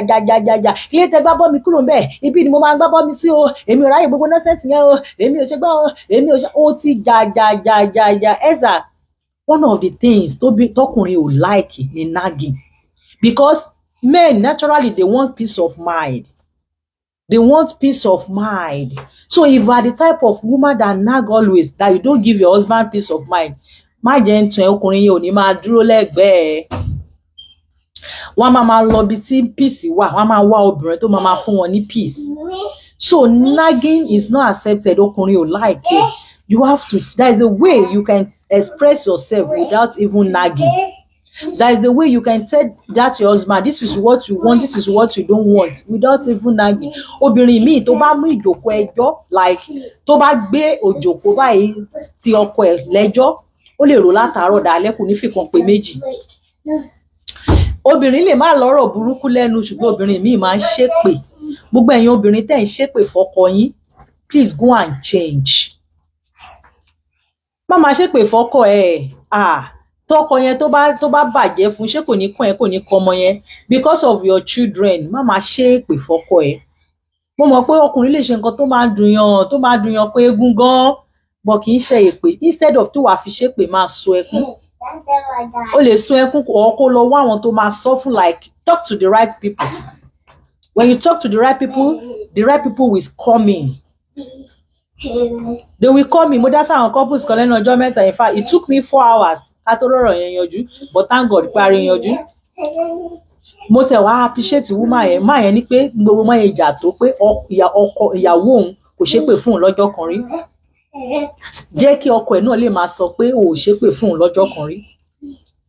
Má ṣépè fọ́kọ ẹ̀. bí àwa obìnrin bá ṣe láìkì kan máa ṣépè fún wa bẹ́ẹ̀ náà lọkùnrin náà láìkì kan máa ṣépè fún wọn. So you can settle your misunderstanding or your disputes without even nagging, without even cursing. O lè wà moody gan yẹn gan sì pé ẹ ju kó ṣépè. Yeah, ó sì pé ẹ kó rọra dákẹ́ kó máa ṣe tiẹ̀ jẹ́jẹ́jẹ́ ó better ju kó ṣépè lọ. So please ọkùnrin ò like ẹ, ọkùnrin ti ṣiṣẹ́ lọ látàárọ̀ tó máa fi dé ní alẹ́ ó fẹ́ dúró sí peaceful environment. Kò ń ṣe environment tó gbóná ló fẹ́ dúró sí tó yẹ pé bó ṣe ń débẹ̀ ò tiẹ̀ kí káàbọ̀ òfun ló ń jẹ ẹjọ́ àti ìjà ló gbé pàdé ẹ̀ bó ṣe ń sọ ilé ló ń sọ tán ló wo ẹ̀sà bó ò ṣọ́ra filé yẹn sílẹ̀ fún yín tó bá dẹ̀ ti rọ́kùnrin tó lọ ọmọ sí ní báà tàbí tó ń lọ sọ́dọ̀ àwọn ọ̀rẹ́ tó keep late night tàbí tí òun fẹ́ ń wálé irú àwọn bẹ́ẹ̀ wọ́n pẹ́ tán máa ní girlfriend kò ń pẹ́ wọn ṣẹ́jú mélòó tó bá dẹ̀ ti lè ní girlfriend sọ pé ó ti ń lọ díẹ̀ nìyẹn o ìgbéyàwó yẹn ti ń lọ nìyẹn because obìnrin yẹn lá máa divert ọkàn ẹ̀ tó bá ti ń fẹ́ 100% attention tẹ́lẹ̀ á reduce ẹ̀ sí 50 gbàgà before you know it ó ń kúrò lọ́dọ̀ ẹ̀ lọ sọ́dọ̀ ẹ̀ nìyẹn lọ nìyẹn torí rí pé nìyẹn ló fún un ní peace now ẹ̀yin ọkùnrin náà jẹ́ kí n sọ fún yín pé ẹni tí ta fún yín ní peace kò mí pé tẹ́ bá fẹ́ sílẹ̀ á máa fún yín ní peace o torí pé ó mọ̀ ẹ́ pé ẹ òun sì wà lọ́nà ní gbogbo peace tó ń fún yín yẹn náà ẹ jẹ́ kẹ́ kó bímọ ẹyọ kan fún yín mẹ́lẹ́ máa rí ìwà ẹ̀ so don't let any woman deceive you pé torí pé especially ẹ̀yin ọkùnrin kan ẹ wá sóògùn débi pé ìyàwó yẹn lọ máa rojú ẹ̀ fún àlè níta ìyàwó mi yẹn ọ̀bùn ni ìyàwó mi yẹn kì í ṣe gbà kì í ṣàwo ẹ lọ máa rojú ẹ̀ ní burúkú kí àlè yẹn kó lè yé tiẹ̀. Tókè don't talk I'm doing show okay tókè kó lè yé tiẹ̀ tó bá wá yé tiẹ̀ tán kí lẹ fẹ́ gbà sí. So please and please àwọn obìnrin nagging kò dáa mo mọ̀ pé ìrànlọ́ máa ń àwọn obìnrin kan wà jẹ́ pé wọ́n rárá ń gbà but you go and learn it go and learn how to be patient. Sísá mi gan bá mi sọ̀rọ̀ lánàá wọ́n ní ìgbà táwọn ò tí ì má rí i pé àwọn máa gbóná o ipa àwọn gbóná kókò sẹ́lẹ̀gbẹ́ wọn tó lè dáwọ́ dúró wọ́n tó bá lẹ́ni tó sọ fún wọn pé àwọn máa rí ilé ọkọ jókòó sí àwọn ajíyàn ẹ̀ ní báwọn ṣe gbóná tó but nísìnyí báyìí wọ́n ti pé 26-27 years nílé ọkọ wọ́n dẹ̀ ṣì wá nílé ọkọ yẹn wọ́n bá mi sọ̀rọ̀ lánàá tájọ ń sọ̀rọ̀ wọ́n dẹ̀ ṣì wá bẹ́ẹ̀ mo wá ní kí wá ní secret wọ́n ní secret ní pé àwọn máa exercise patient ni o wọ́n ní ìgbà tọkọ wọn bá ti gbé wá ní gbígbóná táwọn bá ti gbé wá ní gbígbóná díẹ̀ táwọn bá ti rí pé ó ti fẹ́ máa gbóná ju àwọn arọra dákẹ́ pé tó bá dẹ̀ tún ti ṣe díẹ̀ bí ọjọ́ méjì ọjọ́ mẹ́ta àwọn á tún jẹ́ kó yé pé nǹkan yẹn sẹ̀ kò dáa that is it kò ń ṣe pa ní kò gọ̀ kò ṣe pa ní kò má sọ̀rọ̀ but you have to apply wisdom tọkọ ẹ bá gbé wá ní gbígbóná tíwọ náà bá ti gbé wá ní gbígbóná tó rí mọ̀ pé ó ti fẹ́ máa gbóná lágbójú rọra yí gáàsì yẹn lẹ̀ kó lọ sùn yí náà gbígbóná yẹn lẹ̀ ti kìíní ẹsẹ̀ tiẹ̀ lọ sùn ọkọ gbọmọ ẹ kó máa gbé kó máa jó ọmọ mi láṣà mi ó mọrú àwọn kan bẹ́ẹ̀ yẹn kó má dọ́kọ yẹn lóhùn nígbà tó bá ti ń ṣe nǹkan bẹ́ẹ̀ kò wó òun gan lárẹ́rìn tá kò wájú ẹ̀ bẹ́ẹ̀ tó sọ fún ẹ pé inú ilé á gbóná mọ́ wa ìwọ náà sọ pé á gbóná gan ọkùnrin ò láìkẹ́ mo mọ̀ pé ẹ̀yin ọkùnrin mi lẹ máa ń ti obìnrin débẹ̀ o mo sọ obìnrin mi ò lè sọ̀rọ̀ ẹ̀yin lẹ là lóhùn o òun mo fi sọ tẹ̀yin ọkùnrin lẹ́kọ̀ọ́ yẹn pé má la ìyàwó ẹ̀ lóhùn má tì débi tá fi fún ẹ lésì tó bá ti fẹ́ yàwó tó yẹ pé kì í fún ẹ lésì tàbí èsì díẹ̀ ló máa ń fún ẹ wò rọra máa pa róbóróbó bẹ́ẹ̀ rọra máa bá máa sọ rọra máa kẹ bẹ́ẹ̀ má tì débi tá fi lè máa fún ẹ lésì gbígbóná padà tóbìnrin bá ti yí ẹ̀yìn padà tó bá ti fún ẹ lésì gbígbóná padà wò kò dáa kí n má sọ irú obìnrin bẹ́ẹ̀ she can do and undo so kò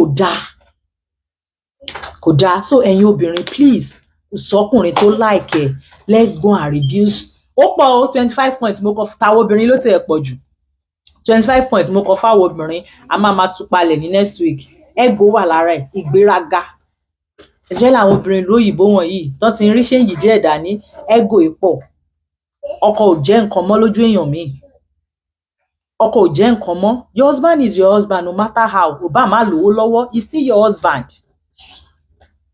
so ẹja pàdé again in next week Saturday 8 p.m. Nigeria time.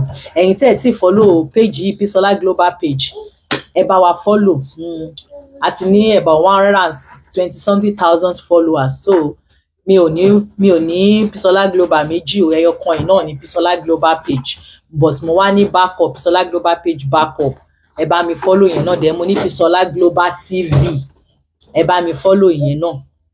Mi ní jù yẹn lọ, ẹ má yẹ kán scam yín o. Èmi ò dẹ̀ ní sọ pé kẹ lóòótọ́ mo ní foundation, I have foundation, but mo ò ní sọ pé kó lọ bá mi sanwó sí foundation o, tàbí kó lọ, no please ẹ má forfeit mo. Mi ò ní sọ pé kó ṣe yẹn. Foundation mi tá bá ti reach out sọ́dọ̀ àwọn èèyàn, tá bá ti help àwọn èèyàn, a máa ń gbé wá. Òun náà ni mo ṣe ń post ẹ̀, so that àwọn kò ní wá máa gbá yín. Àìmọye ilé gan tá kì í post, tó yẹ pé a máa ń ṣe silent kíní ni tá àti ẹ̀ ní post ẹ̀ rárá. So eléyìí tí mo bá ti post, táwọn èèyàn bá rí wọn á tún help. Then àwọn kan pè mí pé kí foundation wa kó help. Foundation mi ò ṣiṣẹ́ lẹ́nu ọjọ́ mẹ́ta yìí due to a lot of things tí mò ń ṣe. Number one, mi ò ní time láti ṣe. The number two, kò sí enough money because mò ń fi owó ṣe so many things. So èmi tí mo bá fẹ́, mo mọ̀ pé people are helping, in fact àwọn èèyàn ló ń ṣe jù, but even if people want to help, èmi náà ní láti kọ́kọ́ gbé body mi ná, ṣé you understand? So that is why the foundation mi ò fi ṣiṣẹ́ lẹ́nu ọjọ́ mẹ́ta. So ẹ̀yin tẹ́ ń béèrè pé you want my foundation to do this, more knowledge, more wisdom. Hey mẹ́ bàbá mi tẹ́ sọ pé you want my foundation to help you out, my foundation is not working for now. The only thing tán fi lè work ni pé bóyá o fẹ́ rán wa níṣẹ́, bóyá o fẹ́ yẹ ká lọ sí hospital, o fẹ́ yẹ ká lọ sí police station, o fẹ́ yẹ ká lọ sí church, o fẹ́ ká bá help, ká bá deliver nǹkankan, yes a máa ṣiṣẹ́ yẹn, a máa bẹ́ẹ̀ ṣe. But pé o sick, o fẹ́ ká wá visit yẹ, tàbí o wà ní onídìí owó àbí onídìí nǹkankan, o fẹ́ ká wá help ẹ, for now we are ṣe yẹn for now, ṣé you understand? So ẹ má bínú dẹ gbogbo ẹ̀yin tẹ́ ẹ need help mi on one way or the other. Mo rí gbogbo message yín. The little I can do, I will do it. Ó lè kéré, but I will do it. Mi ò gbàgbé. Mi ò fojú tí n bá ti reply. Mo mọ̀. Ṣé a lot of messages tí máa ṣí díẹ̀ gbà mí message kún síbẹ̀. So ẹ má bínú torí mo reply èèyàn kan ló sọ pé ẹ ṣẹ̀ṣẹ̀ reply mi. Mo kọ̀ rẹ́rìn pé Ọlọ́run jọ̀ọ́ o need help mi. Mo wá reply níjọ́ 5, ó wá tún bínú pé mo so a lot. WhatsApp mi wà ńbẹ̀, message ma ti wà ńbẹ̀, social media mi gbogbo message, Facebook mẹ́ta ni mo ní, message ti máa wà gbogbo DM yẹn. So kí n tó reach out sí gbogbo àwọn kan wọ̀nyẹn ó lè take time. So ẹ má bínú tí mi bá ti reply yín, mo gbọ́ nǹkan tẹ́ sọ. So ẹ jẹ́ ká máa ṣe ní díẹ̀. Ẹ̀yin tẹ́ ti follow ẹ̀yin tẹ́ dẹ̀ ti subscribe sórí YouTube mi Bisola Global, ẹ̀yin tẹ́ bá fẹ́ràn sí prayer tàbí ẹ fẹ́ full video of my marriage, whatever anything that has to do with marriage, ẹ lọ subscribe. Every twice in a week or thrice in a week mo máa ń ju prayers síbẹ̀. You're going to love all those prayers.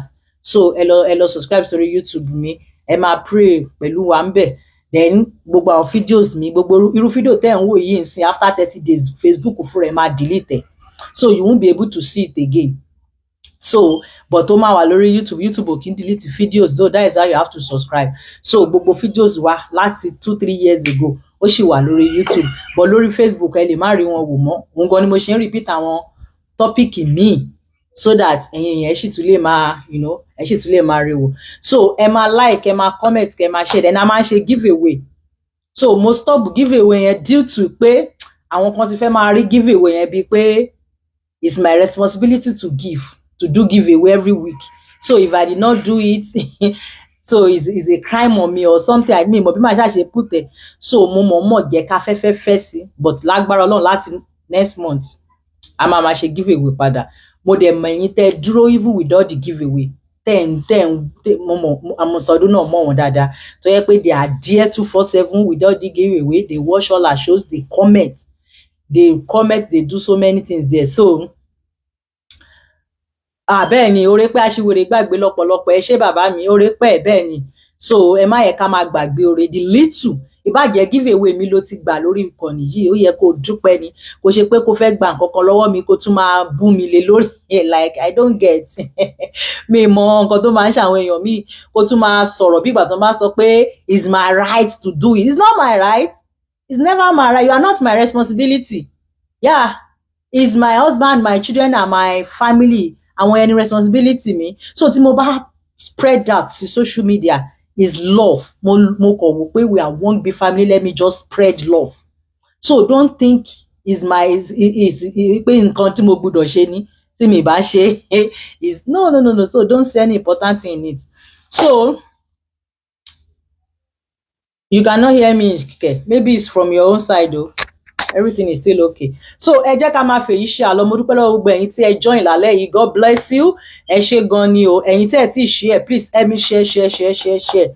Help me share. My Dr. Mrs. Evangelist and Bisola global page. Ẹ ṣé. God bless you. Ìyá mi mo ti béèrè yín, mi ò ní gbọ́ kú yín o. Madam Sarah, you came late. Ẹ̀yin tẹ́ ṣe ń dé, ẹ lọ wo show yẹn láti bẹ̀rẹ̀, you going to love it.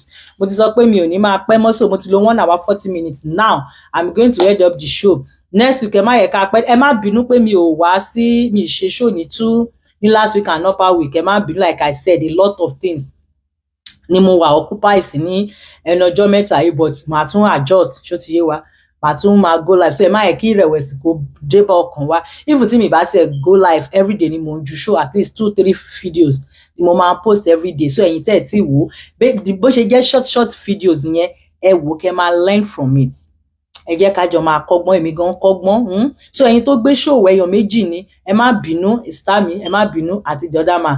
Ẹ jọ̀ọ́ ẹ jẹ́ ká sọ di next week. Màá mú bí mo ṣáà máa ṣe ṣá. Mo lè gbé wá láàrin ọ̀sẹ̀ náà tó bá yẹ pé fẹ́ kí n gbé wá láàrin ọ̀sẹ̀ káwọn èèyàn dá sí another comment section, tàbí ká sọ di next week. Ṣé ti rí kan lára ẹ̀ ó wà very very important tó yẹ pé a ní láti gbọ́ yẹn. A ní láti gbọ́ yẹn, àwọn èèyàn le gan. So but next week lágbára Ọlọ́run màá try, màá wo nǹkan tí mo lè ṣe sí ní ayé pé next week a lè lò tó 2 hours. So kẹ́ lọ múra sílẹ̀, because a máa ṣe a little prayer, then a máa parí lecture yìí, a dẹ̀ máa gbé show Bisola wá. So kẹ́ lọ múra ní next week o, a lè pẹ́ o. Kọ́lọ́n dẹ́ mi wá sí ju next week lọ. Mo dúpẹ́ lọ́wọ́ yín o. Ẹ ṣé gan ni. God bless you. Ó dàárọ̀.